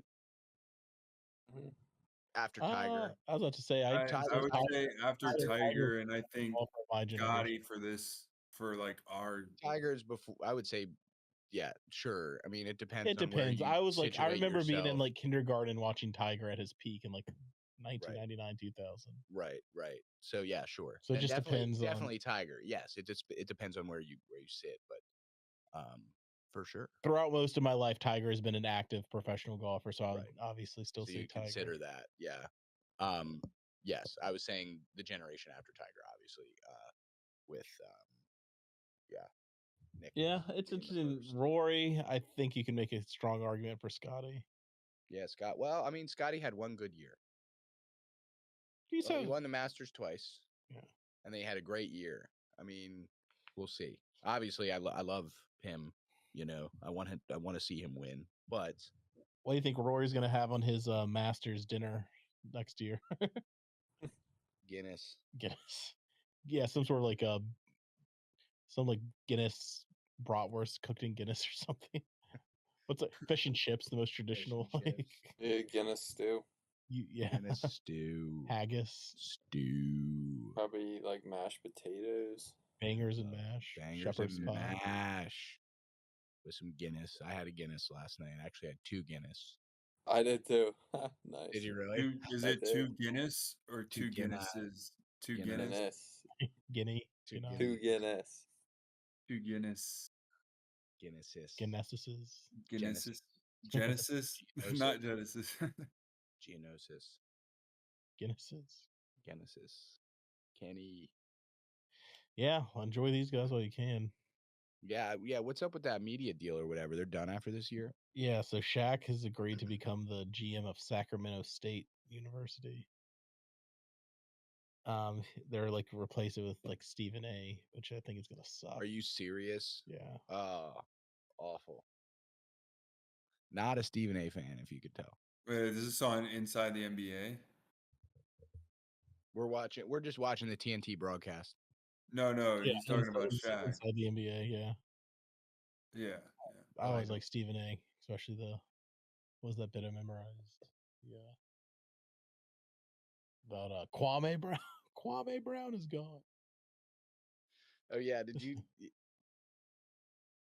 give it to us? Dude, I have to think about it. Come on, you can do it. Hold on. It's like honestly, look, I'm all about guys getting their money.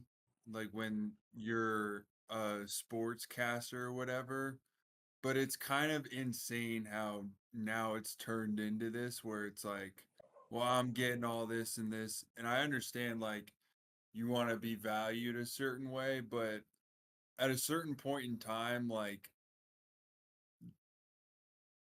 people aren't going to want to deal with you if you have too much controversy around you. So it's like the more you talk, the more you create controversy around you, the more it's likely to bite you at the end. Like, I mean, we saw this with like Shannon Sharp, what happened with him. Like, what's that? It's with Stephen A though, like I feel like his entire career has been built off of creating controversy. Like that's his characteristic, that's his thing. It's his bit. Yeah. So like, no, I get that. I'm saying that worked for him then, but it's a different market now. I never liked bona it. fide scrub. I don't know anybody who actually tunes in to watch this stuff. Honestly, it's a bunch of garbage. Wow, man, you surprised? There's some people that The only listen. time I ever would watch him was on Sports Center when he would, because like after the games, they would have him on the court talking about the game. Like he was working every job at ESPN. So it's like it's not like he didn't deserve that money like when he got to that point, but at the same time, like he only has a specific niche audience. Like a lot of people don't really tune into him or don't like him very much and or think he's like too over the top. But I don't know. I don't necessarily have a problem with him, but I don't know how he would gel with the other guys, especially since it's been Is it Shaq, the same guys? Is Kenny, it and Chuck and Kenny and No, Chuck isn't going to be there. Chuck's not being there anymore. I don't Oh, think okay. so. who? Yeah, it won't be the same then. Yeah, it's gonna be They're totally not gonna have the same draw that they used to. No. It's I mean, the reason people watch is the banter between Chuck and Shaq. I mean, God, remember that one time after the final where I think they were in Cleveland, Shaq tried to throw a chicken wing at Chuck. There's so many good moments between them. And then Chuck's hatred of women from San Antonio. Yeah. You see, ain't no big ass women in San Antonio. Oh man, I don't know what Chuck's gonna do next. Probably just fucking retire. Yeah, I mean, Golf. Have you seen his golf swing? Dude, have you seen? Yeah, You've seen Chuck's golf swing? Yeah, he went. Oh He my went and got God. lessons this year. Have Oh, you did seen he? the change? Anything's an improvement from what I saw a couple Dude. years. Oh yeah. Here, I'll put it up on YouTube. I saw it a while ago. That man is a bona fide scrub. Dude, come on, you gotta give it. You gotta give It's it. A quote. dude, it's been a while since I've done it. Last time I did it was at that golf trip. I know. That man is a bona fide scrub. He can't play. I'm sorry to call to tell everyone the truth. The man can't play the game of basketball. He's got small hands. He can't catch the ball. He's got bad feet. He can't really move. Even though he knows where he's going, he doesn't have a post move that he can put to memory and do 2 to 3 times in a row. He has no game whatsoever, plays no defense, doesn't have the heart, the passion, anything that goes with it. And you're asking whether the Lakers gave up too much? Please, the Los Angeles Lakers knew exactly what they're doing. They should be celebrating right now, and Kobe Bryant shouldn't say a damn word. Something along the lines of that. Something along the lines of that. We'll go with that. Okay. All right. Let's ooh. Is there any other topics that we want to touch on before we go here? Anybody have anything? I get, we talked about obviously the Masters, a little bit of golf, a lot of NBA, and then NFL draft. Graham didn't really talk about his Carolina Panthers, so I'm kind of concerned about that. But look at this. Here we go. Okay. This is Charles Barkley's new golf swing after the Karate Kid legend. Exclusively. Anybody else excited for Happy Gilmore 2 coming out in a couple months? I guess. So that's his old swing. I bet it's gonna be horrible. Yeah, probably. Sequels are never good. I know. Did any of y'all see the new Space Jam with like LeBron in them? I never saw it. It was pretty bad.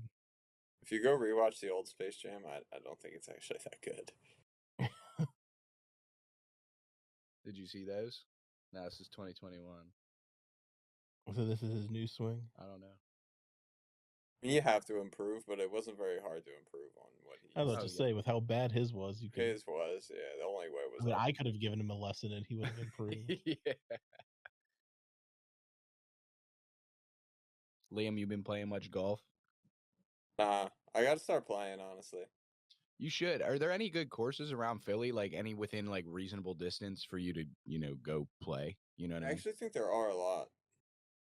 I just have to do my research, Because I can also go like into a little bit of a Jersey. shank, but vastly improved. Yeah, Jersey. Apparently, Jersey, I've heard, has some of the best. I got 2 options. Best. I think I just saw. 2026. I think the PGA is going to be in a course outside Philly.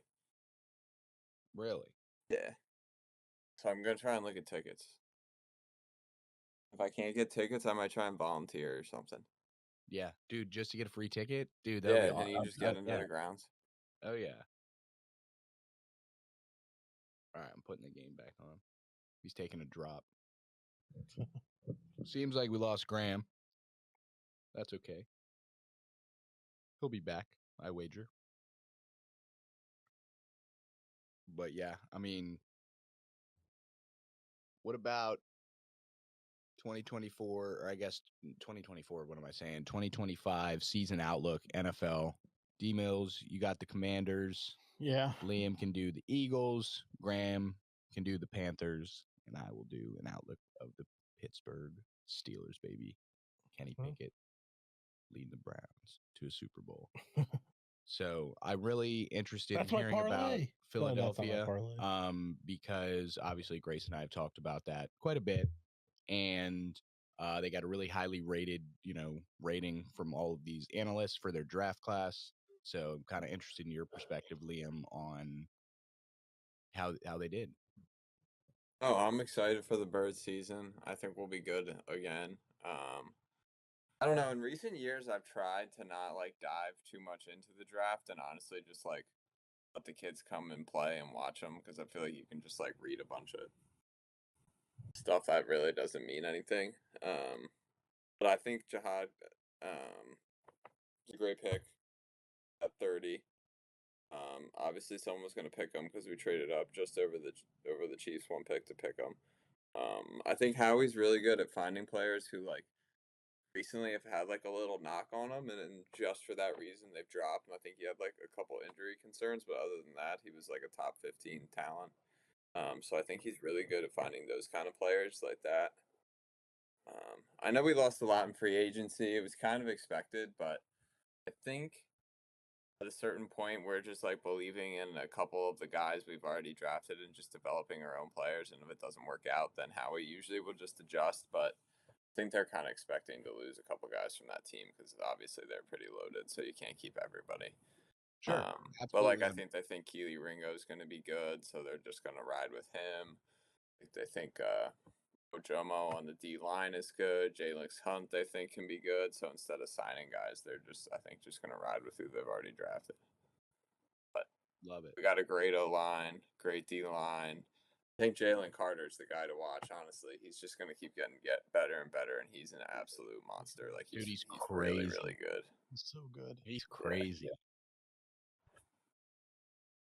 And then I hope Saquon can get 2,000. I don't think he's going to again, but I say we go for the record again this year. I mean, fuck, dude. I don't see why not. Our O-line is so good, injuries. Too. That's what I'm saying. Pending any injuries, even with the scheme, the teams know it's coming, especially by week 14 where he rushed for 250 yards or whatever it was. Yeah. You know what I mean? They know it's coming. They just can't stop it. We do have another new offensive coordinator, so that's always a knock. That's what I'm saying, barring injuries, of course. But yeah, so competing rivals, Washington in the division, hot year with Jaden Daniels making it to not just the playoffs, but winning some playoff games. Yeah. NFC championship game. Really yeah. Yeah. It was closer than the final score indicated. Was it? The first drive, maybe. Was it? No. I mean, I'm of the opinion that, I mean, if you look at it from a realistic perspective and you look at their schedule, I think their win total is going to go down this year. Sure. Just because they have a tough fucking schedule. That said, I don't see them not making the playoffs. But you never know. I mean, I just hope and pray that what we saw wasn't just some fucking rookie fluke magic from Jaden Daniels. I don't think it was. But the sophomore slump is a real thing in professional sports, and I worry about that. That said, I think they've made moves to become a better team. Deebo Samuel's, that was the main thing we needed to add to his arsenal. Got a good offensive tackle in the draft, made some moves to get some good offensive linemen. The defense, I think, is going to worry me a little bit. I think they have gotten better at secondary, which was a probably the biggest weakness from the past season. Well, like Marshawn Lattimore, like what was up with that? I feel like that was a He's a misvalued bum. situation. You know, he did pretty well. I mean, he had an injury. We have to keep in mind. Sure. And then he had one bad playoff game. I think he'll be solid. But they have such a tough schedule this year, and it's going to be tough to win. What was it, 12, 13 You got to games? play Philly twice. We always have to play Philly twice. I know. I think the thing that scares me sometimes is like having Bobby Wagner have to like replicate the season he just had, and some older guys like that having to like replicate the same season. But I still think they're going to be really good. Yeah, I think they'll make the playoffs. Yeah, for sure. I think they'll have a similar season like what the Houston Texans had. Yep. I can agree with that. And then it comes down to seeding. I mean, and they'll beat the bum ass. Well, they got pretty unlucky with seeding last year, given their record. But I mean, I'm not worried about the fucking Cowboys or the Giants in particular this year. Yeah. And then I don't know, who do you guys think is going to be sort of the comeback team of the NFL this year? The comeback team? I feel like just maybe surprise teams. Who do you teams. think, D-Mills? Yeah, who do you got? I think the Panthers are finally at a point where they can take a little bit of a leap. I kind of like the tune of that, the sound of that, because I was gonna say the Panthers too, but I don't like to be too optimistic. So I personally think that, to be honest, there's gonna be way more teams that take a step down than teams that take a step up. I agree. Sure. But I would not be surprised to see Chicago take a big step up this year. I was gonna mention Chicago. I think they've done a better job getting rid of the cancers of the organization and moving on, trying to create some opportunity around a young quarterback who was evaluated very high. Back to D Mills' evaluation standpoint from earlier. So we'll see what they can do. But back to Carolina. Liam, who you got? Give us your team. I don't know. Maybe like I feel like maybe like the Chargers. LA? I could see that. Maybe second year under Harbaugh a little better. Yeah. I'm not the highest on Herbert, but I just think he's a little overhyped. But I could see them being better than they were last year. They're kind of in a tough division though, because Denver's pretty solid. Yeah. What do y'all think about Jacksonville? Travis Hunter. No, do you like Jacksonville at all? I personally, I think they're going to win. I'm kind of questionable about Jacksonville, but I just think they stink, and they're always going to be bad. They're going to be fucking horrible. I think they're going to be bad.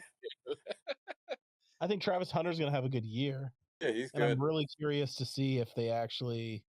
I mean, they haven't really said how they drafted him, like as a wide receiver or cornerback. Right.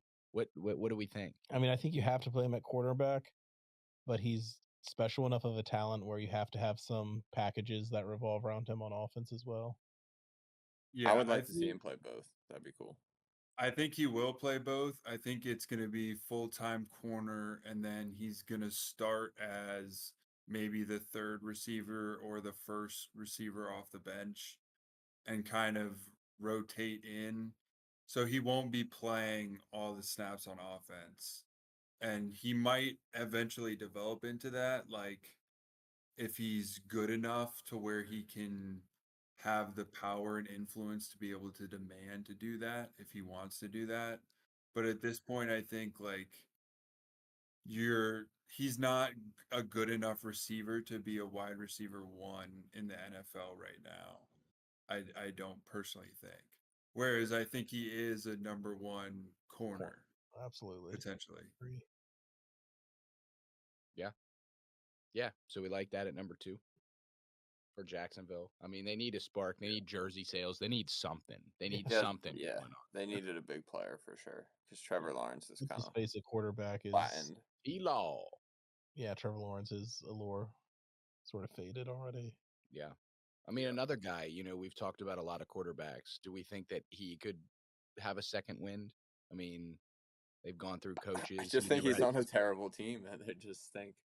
Yeah, I mean, I don't think he's even old enough to consider a second win yet. He's been solid. He had one bad season. Like that's what I'm saying though. People are down on him. Media's down on him. Well, that's how quickly it happens in the Yeah. fucking NFL, man. Right. Yeah. Like 1 year you're in the playoffs, and then you have one of the worst like comebacks happen against you in NFL playoff history, where the Chargers come back, win. Like or no, they won that game, right? They came back and won. Right? They beat us in 2017, and basically that started our playoff drought for the next. No, I was talking about Yeah, that was a long time ago. Yeah. That I was think it was James 2 years Bruce. ago they were playing the Chargers. Who was the I think you're right quarterback? that the Chargers Blake came back and Bortles. won. Blake Bortles. Yeah. Maybe Jacksonville did come back actually. I don't know. I can't remember. They were both in the game. I can't remember who won and who lost, but Problem is, dude, it's a revolving door. Like especially in poor front office situations or like ownership and stuff, it's a revolving door. You know, especially Baker at the Browns is a good example. Like you never get settled because like every year something massive's changing. Like another system comes in or another GM or head coach or like offensive coordinator, right? When you're just that bad all the time and you're firing coaches every 2 years, the quarterback is never actually being able to be comfortable established in an offense because they're always having to learn a new one and they're still trying to develop as a quarterback. That's why it's like the perfect scenario for a quarterback is to not have to play at all the first year. Yes. Like, or to be able to be good enough to earn your opportunity to play. Like, over time, you shouldn't be just given the keys. It should be something that like you have to develop into. Right. Yeah. Yeah, I mean, I also think they fired Doug Peterson, and then like a month or 2 months later, they then fired their general manager. Like that just shows you, like they have no idea what they're doing. Right. Like no longevity in the situation. Like no conscious like attitude to win. I don't know. It's tough. I mean, especially, you know, as an owner, as a GM. They have a bad owner. Their owner's like, doesn't the Jacksonville Jaguars owner also own at least one professional soccer team? I think so, and I think he owns. It just seems like it's not his I think priority. he owns Fulham. He owns a bunch of team, like a bunch of different stuff, like franchises. Yeah, so like I don't think the Jags get his full attention. It's something Khan, right? Yeah. Yeah. He's like an Indian billionaire. Gotcha. Yeah. All right, Graham, give us the take on your Panthers. I know you kind of touched on that a little bit as the D-Mills question comeback team of the year. But yeah, give us your outlook. I don't know if you watched the draft, but anybody important, like, you know, what's your take on the season? Yeah, well, so I mean, obviously we drafted the receiver, the first guy. I'm blanking on his name right now. But honestly, I think he's gonna be a solid guy, but I mean, we'll see. I don't really have the utmost confidence, but I do have some confidence given how bad the NFC South is. Fair enough. And the ability to be able to maybe sneak in and win the division at like a 10-7, a 9-8. And then get hot, have a run in the playoffs, something like that. I think that's probably best case scenario. Sure. For the team this year. And you know, second year, new head coach. So now this is Bryce's third year.